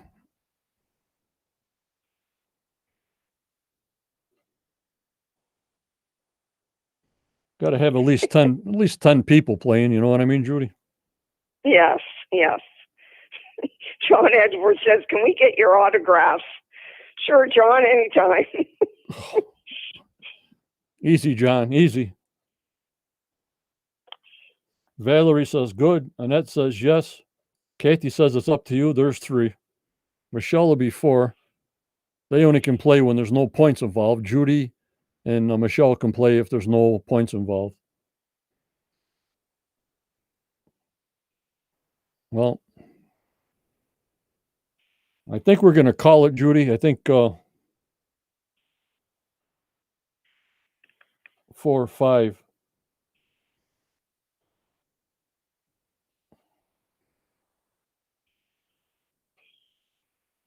Six. Michelle, you want to do it? Maybe we'll play for 30 minutes.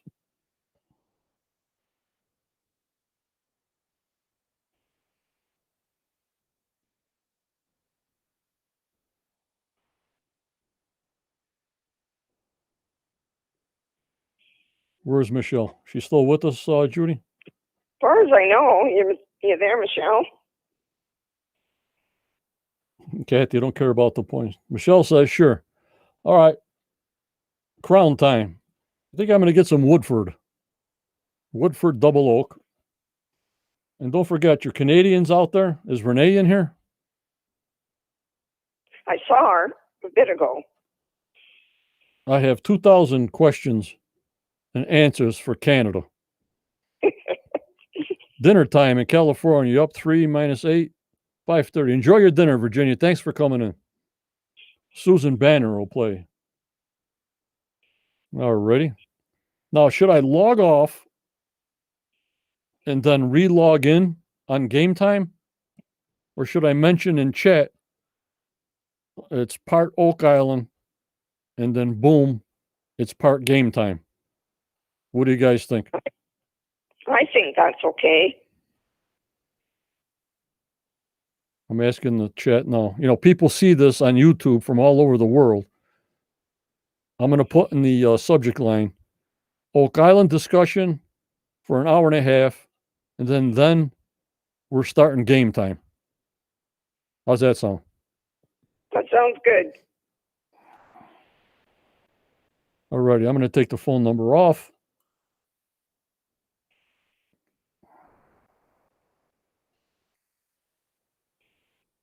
All right, just stay with me, Judy. No problem. Okay. Nobody's calling in. Nobody's nothing. Unless your phone goes dead, let me know. All righty. So far, so good. All right, let me see what I can do here live. Oh, my God. This is crazy.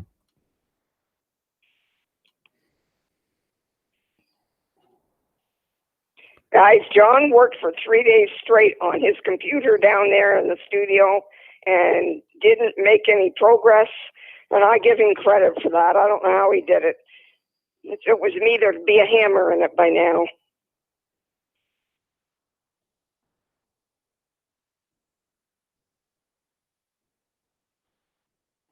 Yep. All righty, let me see here.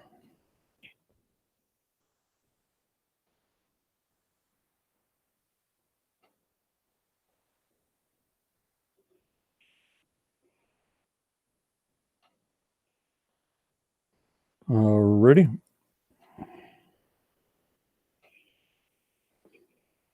Let me see if I can put something up on the fly. Bear with me, guys. Take a bathroom break. Do whatever you got to do.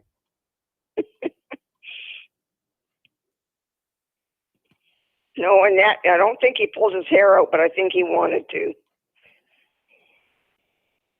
It's a lot of work, guys. It's a lot of work. All right, let me see if I can put something up here to tell people who are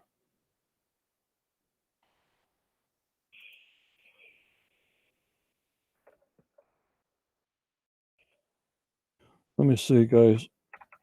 Oak Island.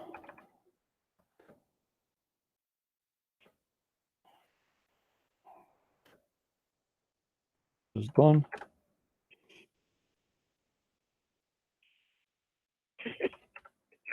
Right, Tom. Tom says crown time. You're right, Tom.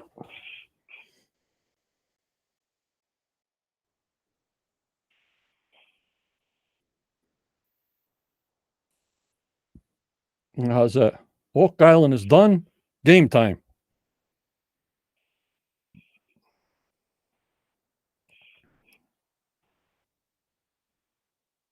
Alrighty. Okay, this way they can see that, and when I put it in the description, they know Oak Island discussion is over. What do you think, Judy? I think that's good. Yes. All right. All righty. Give me a second. Get the cards. Hold on.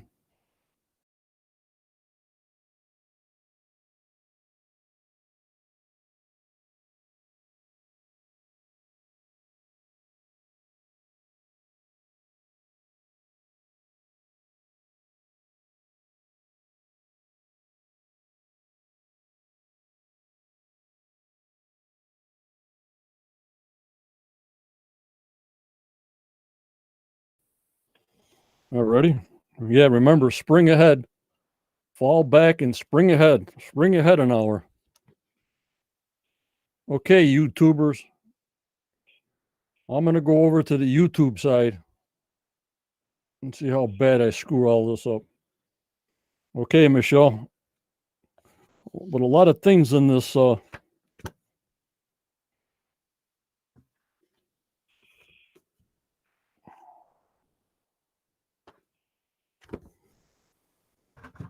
this Canadian one, I can't even pronounce these names, Judy. I gotta have get 10 even pronounce these things on the card. You know, I'm not good in French. I can barely speak and mumble English. You know what I mean? And I'm not good in French either, sorry to say.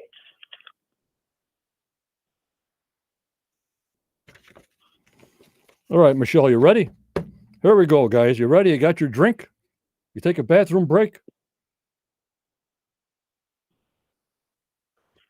All right, this title. This is now, you got to talk like a game show host, right, Judy? Oh, yes. Way better.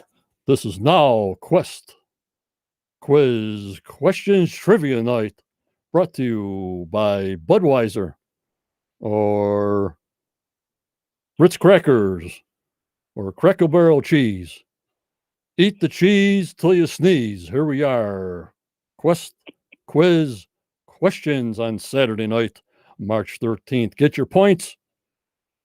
Accumulate 5,000 points, and you will receive a free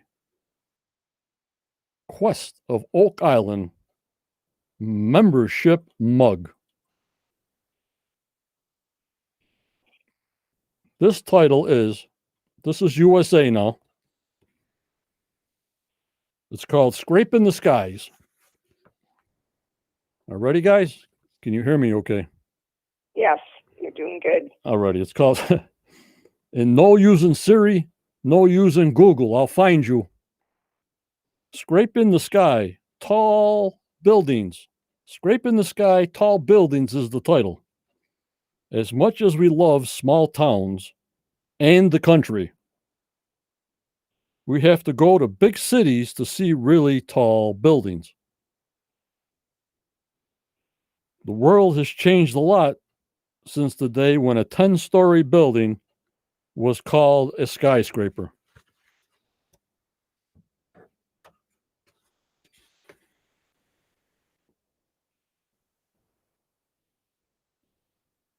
So blow it, everybody. All righty, here we go.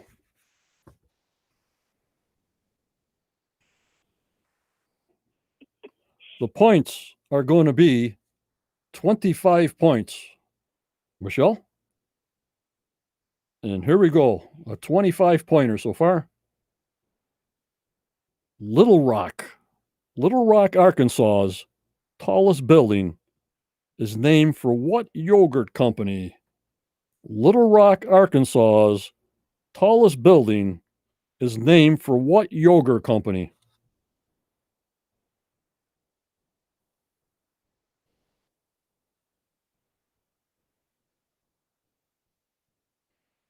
Yeah, Scott, the keg's got to be dated. We haven't found out yet. 25-pointer. Let me see if I can go on the YouTube site.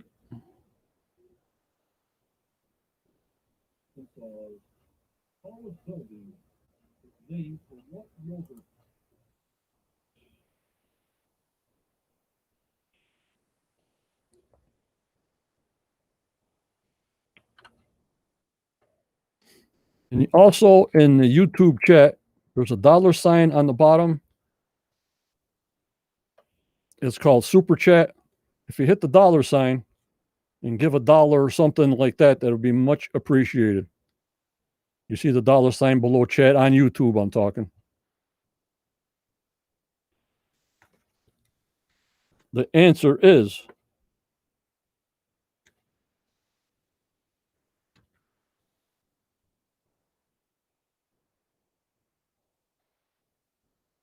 Little Rock, Arkansas's tallest building is named for what yogurt company?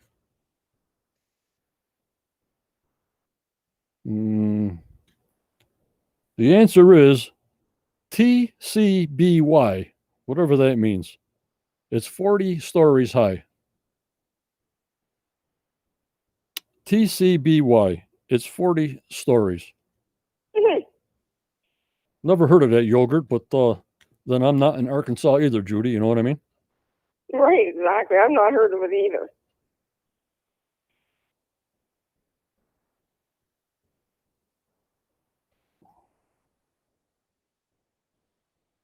Ready? Nobody got that one. So next question. There'll be 50 points. This question, nobody got it. Nobody's got it. So Michelle will do this next question. It'll be 50 points. It's a little easy. We'll give you a 50-pointer. And don't forget, all my members on the paid side, they all start out with 150 points, each one, for a perk being a paid member. Ready for the second question, Judy? Yes. Yes, we're ready. All right, it's a 50-pointer. Here we go. You couldn't copy the tallest building in Rochester, New York. What company owns it? You couldn't copy the tallest building in Rochester, New York. What company owns it? These are for members only. We're giving points.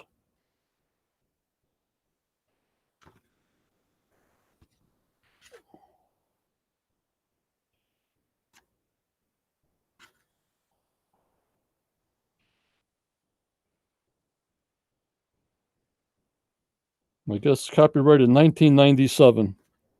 So things do go out of business and everything. You know what I mean, Judy? Oh, yeah. Who couldn't copy the tallest building in Rochester, New York? What company owns it? And the answer is Xerox. The Xerox tower is 30 stories high. Tom got it, I think. That's a 50-pointer. 50-pointer. Is Renee in here? Or did she leave? Because I got my Canadian questions for her. Or who's Canadian in here except for you? She was here earlier, but I haven't seen her on lately. Okay.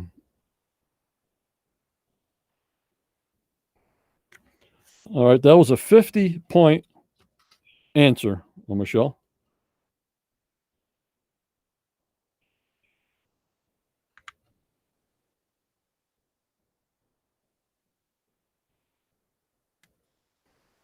Back to 25 points now.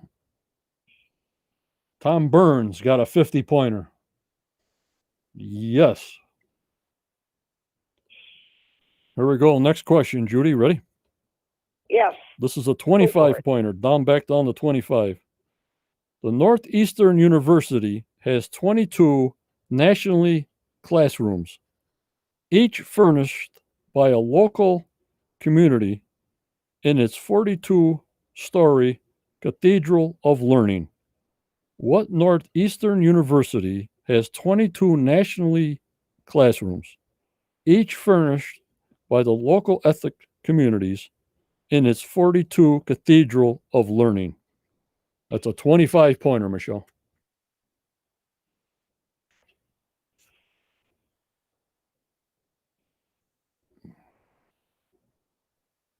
Tom Burns is in Canada. Great.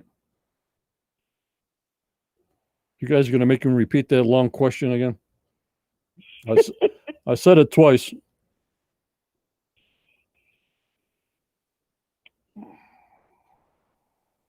What university, Northeastern University, has 22 nationally classrooms, which is furnished by the local ethnic communities in its 42-story Cathedral of Learning? Okay. Scott, thank you so much for joining the soldier, the Templar Soldier. Thank you so much, Scott. Fantastic. Thank you so much. You're the best. We got a soldier, Judy, a Templar Soldier on the paid side. Good. Scott That's great Dilly. news. Scott Dilly. No one answered. Okay, no one answered. That's We got one answer. Got one answer, but it's not right. So, Okay. so it's off the board for 25 points. Michelle and Judy, and if Tammy was here or Renee, go for it. You guys know? I have no clue. Michelle, Judy, Tammy, Renee. Go ahead, Michelle. What university, the Northeast, has 22 nationally classrooms?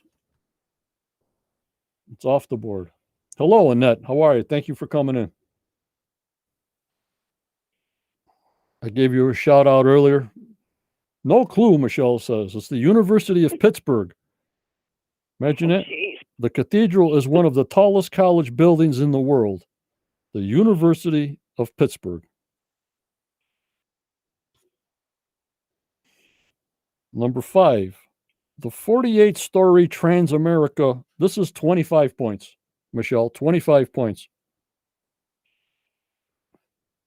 The 48-story Transamerica Pyramid is a landmark and the tallest building in what Pacific place?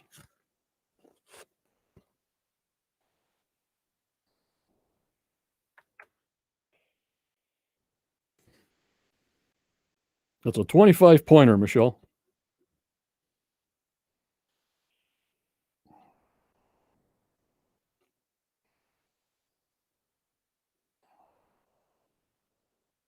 The 48-story Transamerica Pyramid is a landmark and the tallest building in what Pacific metropolis? There we go.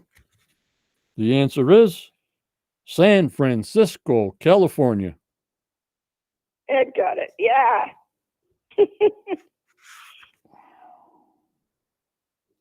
Wow. Beautiful. All right. This next question is no points. This is so my members can play and my moderators can play. Here we go. Ready? Judy, you can play. Michelle, you can play. Ed got it. Great, Ed. You got a 25-pointer. This is no pointers. This is for everybody to play. Ready, Judy? Yeah, I'm ready. According to DC law, what is the maximum height of a building? The District of Columbia. According to DC, Washington, DC law, what is the maximum height of a building down there? They got 1,000 buildings down there in Washington, you know, Judy? Yeah, big ones too. Yep. What's the maximum height? Give a guess out there. This is a no pointer. Wow. Can't go no bigger than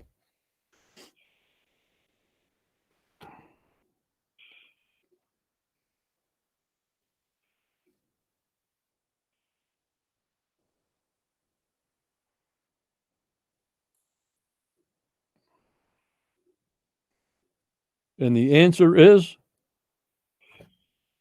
thank you, Scott. I thank you so much. Now think about it. Look around Washington, D.C. Already? Nobody's got the answer yet. 500 feet, and it says, oh my God. I don't think the Washington Monument counts. I'm just saying.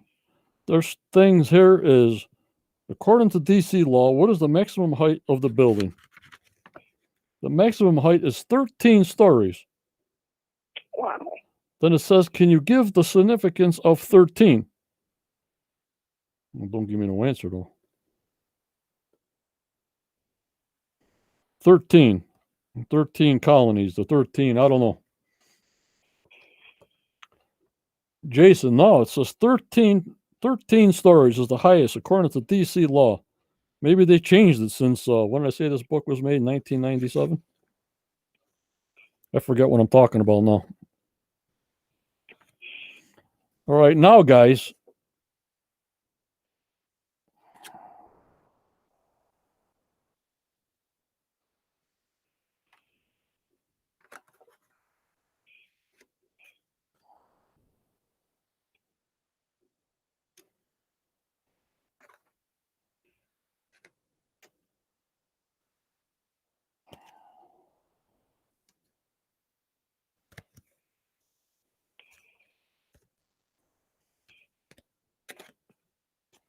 Okay.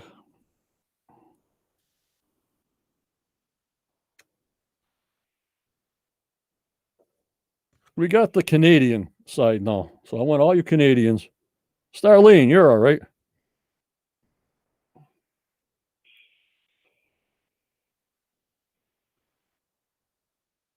Architects don't map in the 13th floor. It's bad luck. There you go. Right. There you go. We got the things in the Canadian side.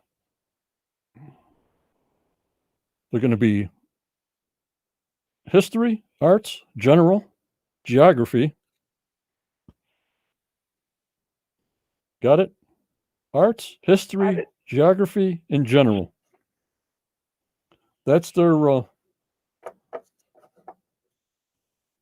things for these 2,000 questions and answers just about Canada. Oh my God, Judy, you better get all these right now. You know, I'm putting you on the spot. Oh, good luck on that one.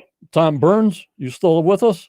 I'm going to put you on the spot now, all you Canadians. I'm going to do a couple of questions on Canadian because I have no idea.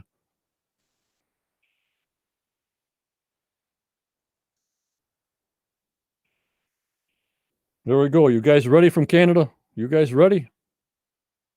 Oh my God. Here we go. What agency was created to survey mineral deposits in Canada? Obviously, this is the geography question.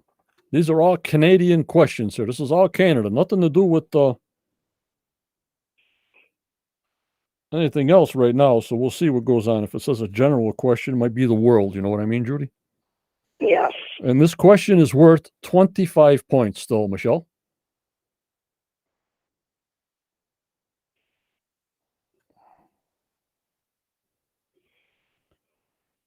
Are we froze up or are we okay? No, I think we're okay. I just don't think anybody's answering. Dawn is answering. All ready? Yeah. For a 25 pointer, it's called the GSC, Geological Survey of Canada. All righty. Here's the history question. You guys ready? Here we go, Judy. Okay. History is all over.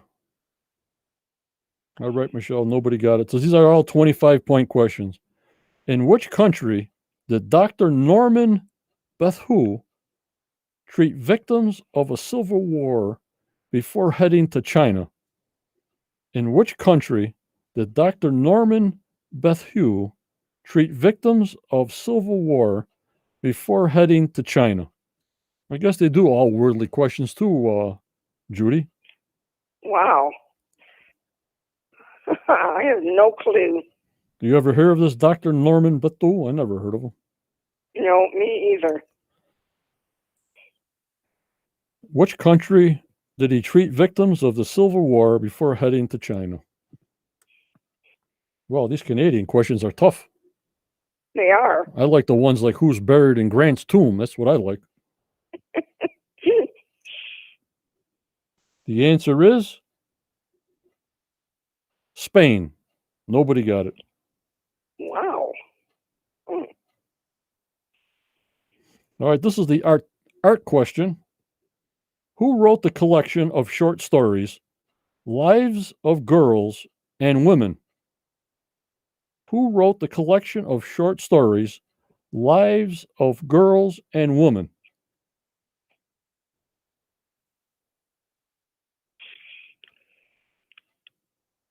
This is an art question.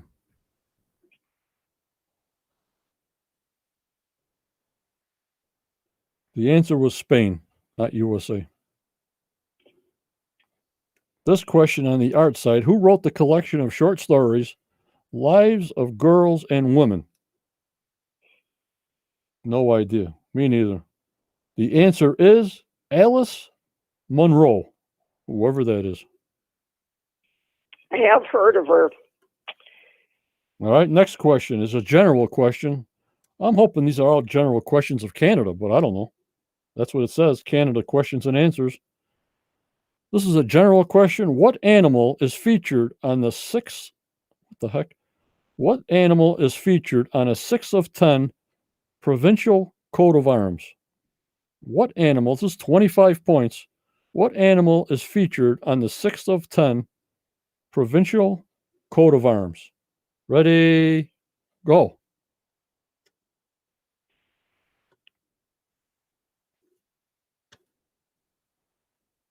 What animal is featured on the 6th of 10 provincial coat of arms? And the answer is lion. Lion is the answer for that one for a 25 pointer. Looks like Ed Stout, but I'm not sure if he got in quick. I don't think that's the only one. I have no idea. I was thinking beaver too, Tom. That threw me off. Lion is the correct answer. These Canadian questions are brutal. They are. Okay. Ed got it, Michelle. Okay, here's a 50-pointer. 50-point question. Here we go. A 50-point question. Judy, you still with me? I'm here. I'm not falling asleep yet. I got a good 10 minutes more in me, I guess. Wait a minute. I got to have a drink.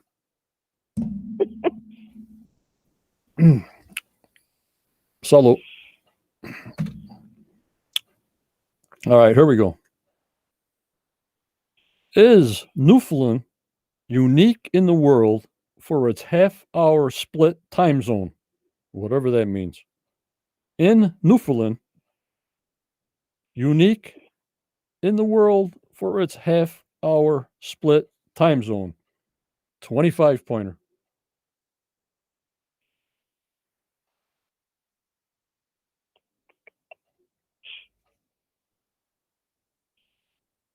Is Newfoundland unique in the world of its half-hour split time zones?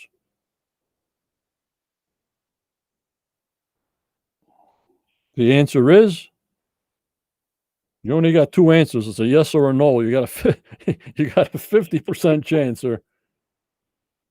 And the answer is no.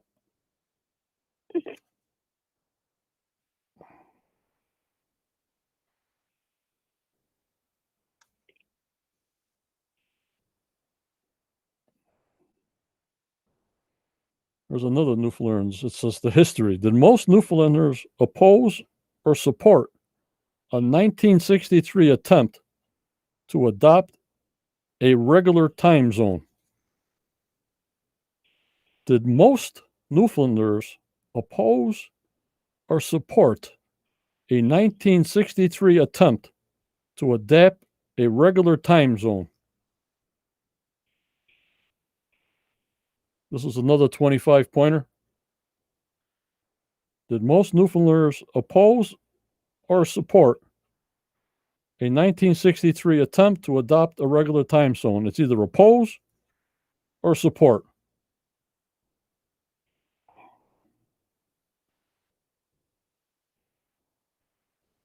The answer is, for 25 points, is a pose.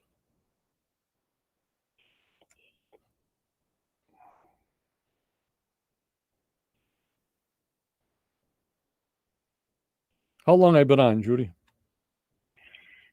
It's almost 9 o'clock, Okay. so I think you've been on 2 hours. Oh, my God. A couple of more, and we're going to say our goodbyes. A couple of more. Ready? Now, this is the art side of the questions and answers. London-raised Beverly Mahood is best known for what genre of music? Classical, country, folk, or jazz? London-raised Beverly Mahood is best known for what type of music? You got classical, country, folk, or jazz?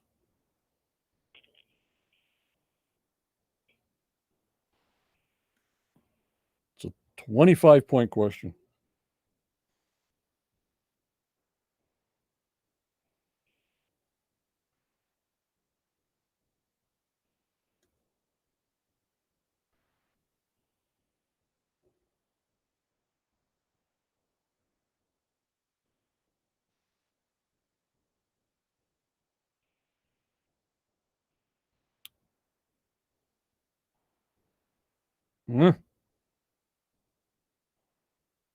And the answer is country.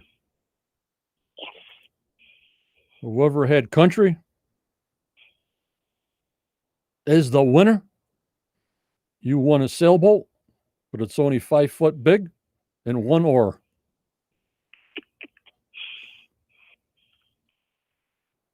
The answer was country. Here's a 75-point question for you guys up there in Canada. I'm going to give you a 75-pointer, Michelle. This next question, we're going to give them a 75-point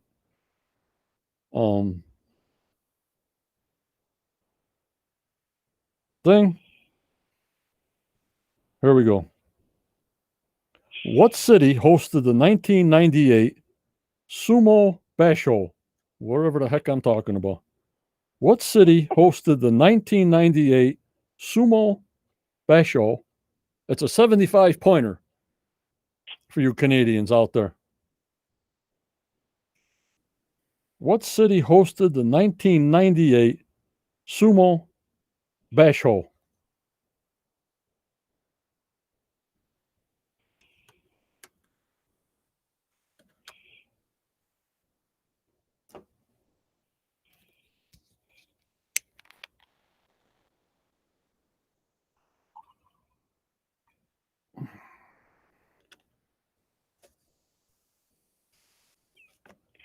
Canadian people. I gotta have another drink. I'm dry.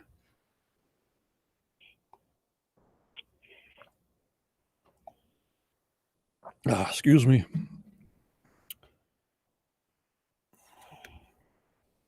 And the answer is Vancouver is the correct answer. For 75 points is Vancouver is the answer, you guys in Canada. I got it right. That away, Judy.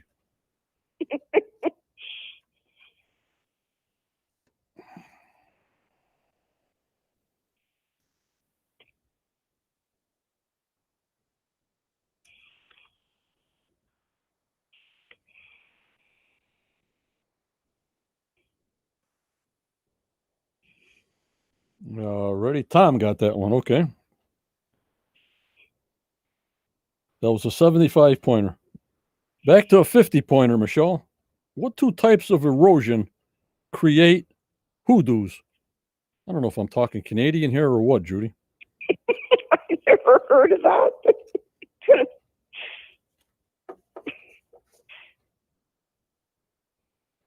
Canadian for ages 16 and up. Okay. I have no idea. For 25 points, what 2 types of erosion created hoodoos? Hoodoos. Help, Tom.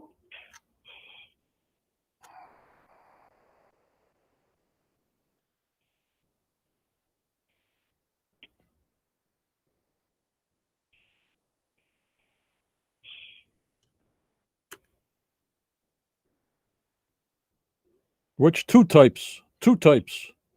Which two types of erosion created hoodoos? Two types. I never heard of it either. I'm just reading it off the card, Tom.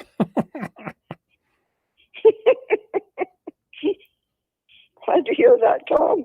Right, and it's two types of erosion.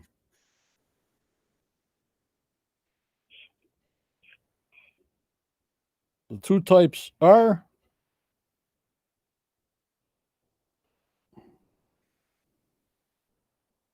let me see. The two types are wind and water erosion. The two types are wind and water erosion.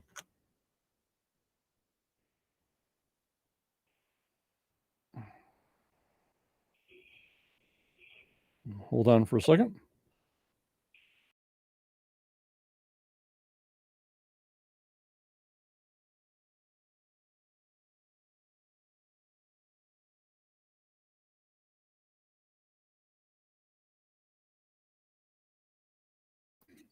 Are we ready? Ed got it. Ed's getting a lot of these. Where is he? All right, here's the history of Canada, or whatever you want to call these questions. I have no idea. Which province joined the Confederation with the condition that it would be allowed to sell margarine which looked like butter? Which province joined Confederation with the condition that it be allowed to sell margarine that looked like butter? And that back. You can take a tour at Bruce Canyon through the National Park Service and learn all about hoodoos. I have no idea. Thank you. I have no idea what I'm talking about. Because there's a little delay here. I just watched to see if somebody gets some of an answer. Which province joined Confederation with the condition that it be allowed to sell margarine which looked like butter? What federation? Let's go.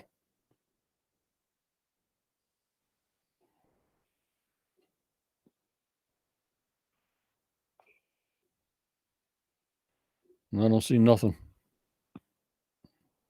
I think everybody's falling asleep on me, Judy. Come on, guys.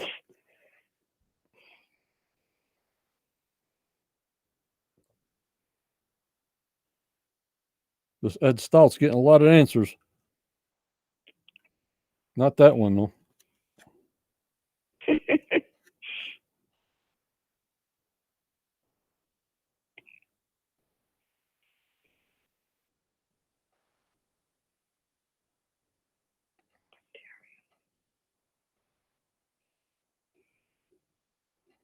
Kathy, these are all out of this Canadian part. They're tough up there. I don't know these answers myself. I'm just reading them off the card. I got to get back to my taller buildings and stuff, easy stuff. The answer is Newfoundland. Newfoundland. Oh, okay. Do you want me to tell you why they did that? Yeah, go ahead, Judy. I have no idea. Yeah, when I was growing up, they did have margarine, but they couldn't have it looking like butter. So it would come in a bag, and then you would put in this little ball into the bag, and then you would mix it all up real good. We as kids used to play with the bag to make it yellow, so it looked like margarine then. But they couldn't sell it looking like butter.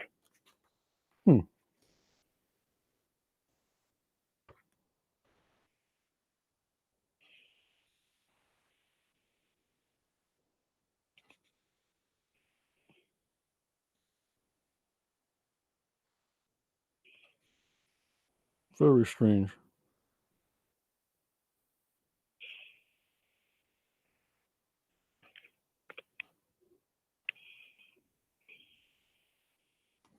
Let me see here.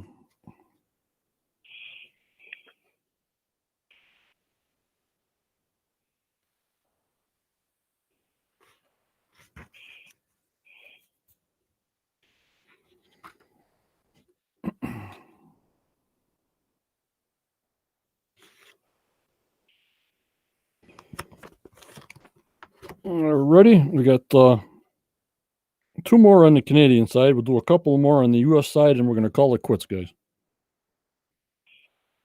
No one got that one. All right, we'll make this one a 50-pointer. This is in the art department. Don Bretz, can I phone a friend?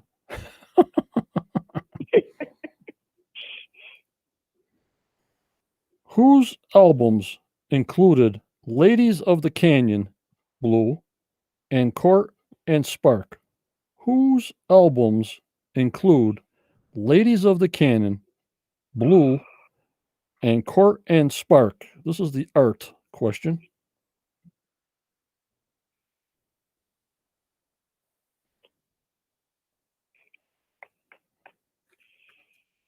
This is for all you artists out there, artists and singers or whatever. Thank you, Michelle. Whose albums included Ladies of the Canyon, Blue, and the Court of Spark? And I don't know even if these singers are Canadian. I have no idea. Thank you, Annette. Thanks for coming in. We're ending it up very, very shortly. Thank you. Tom Burns, out of my league.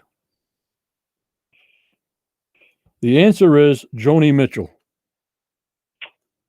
Okay. Is Joni Mitchell a Canadian, Judy? Have you know that or no? Yes, she is. Joni Mitchell. And the last question on the Canadian side is a 50-50 question. All righty? And it's 100 points. I'm going to give you 100 points on a 50-50 question. Isn't that fair, Judy? Yes. Because these questions have been tough on the Canadian side. Oh, my God. Really? Do more Canadian teenage males or females smoke? Do more Canadian teenage males or females smoke? This is a general Canadian question. Annette got it. Oh, great. Great. This is a 50-50 question, Michelle, for 100 points. Remember, on the honor system, we get keep track of your points, sir. Do more Canadian teenage males or females smoke? And boom. Females, they smoke a ton. And the females up there smoke a lot. They do. This one doesn't.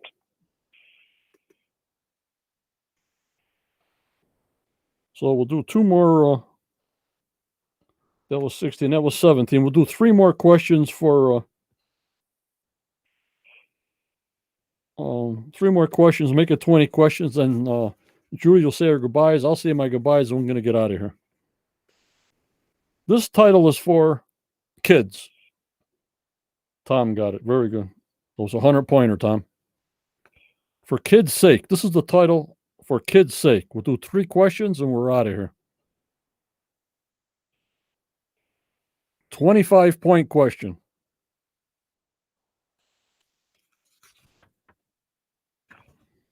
What popular children's book, and also a movie, was originally titled The Emerald City? What popular children's book, also a movie, was originally titled The Emerald City? Ready, go. 25 points.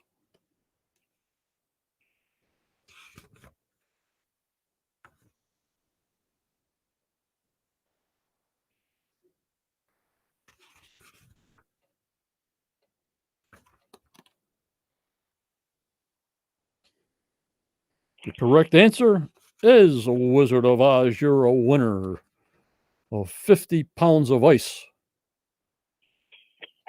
from Alaska. Now Valerie says they're too easy. I go from Canada that we can't answer them to too easy. Easy, Valerie, easy. This is a 75-point question. Second to the last question, 75 points. What do the H's in 4-H stand for? And that got another one. Fantastic. What do the H's in 4-H stand for? It's a 75 pointer, Judy. Whoa. 4-H.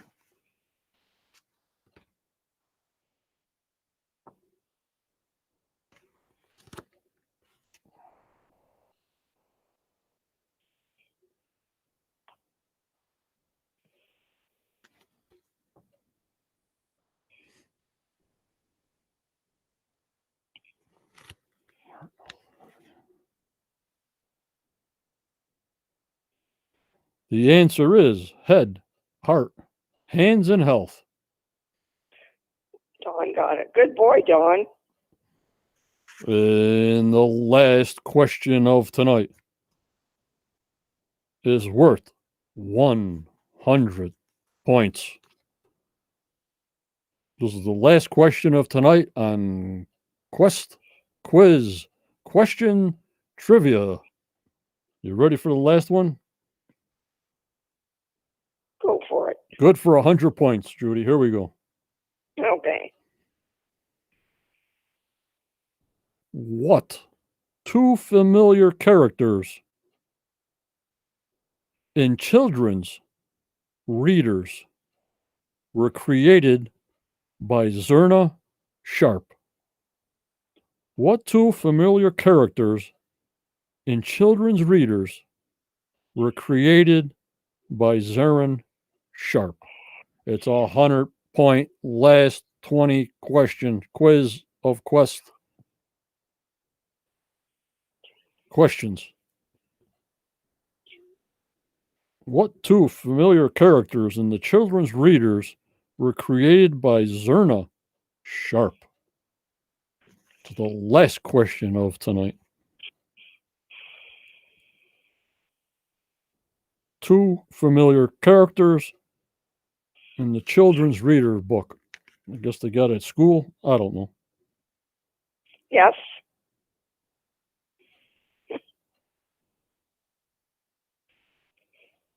And the answer is Dick and Jane. Yes. See Dick read the trivia book. Well, guys.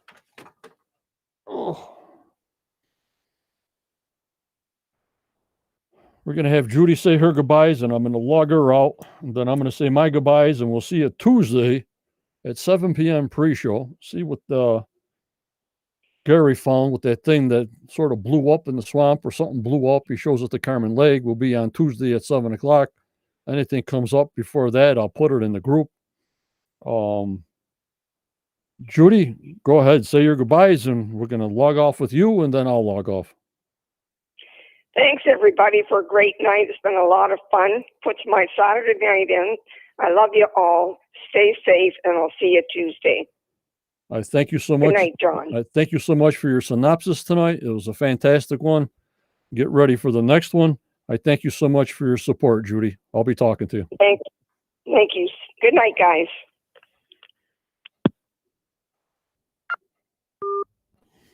All right, guys. Thank you on the Facebook side. I thank you so much on the Quest of Oak Island. And I thank everybody on the YouTube side, especially Scott Dilly, who is now a Templar soldier in my paid subscription on YouTube. I thank you also. I hope everybody had a good time. And don't forget, always go forward. You may get a setback, but always go forward. Always believe in your dreams, no matter how old you are. You got an idea, you got a dream, go for it. Life is too short. Be safe and be mentally strong. And if you can't be mentally strong during these tough times, please seek help. Summer is coming here in the USA, and we'll have a great time on this group. I enjoy which one of you are fantastic. And stay safe out there. and have a good time. I thank you for tonight. We put the game time in there. I don't know how long I've been on, but I thank you so much for hanging in with me. Thank you so much and good night. Signing off. Thank you.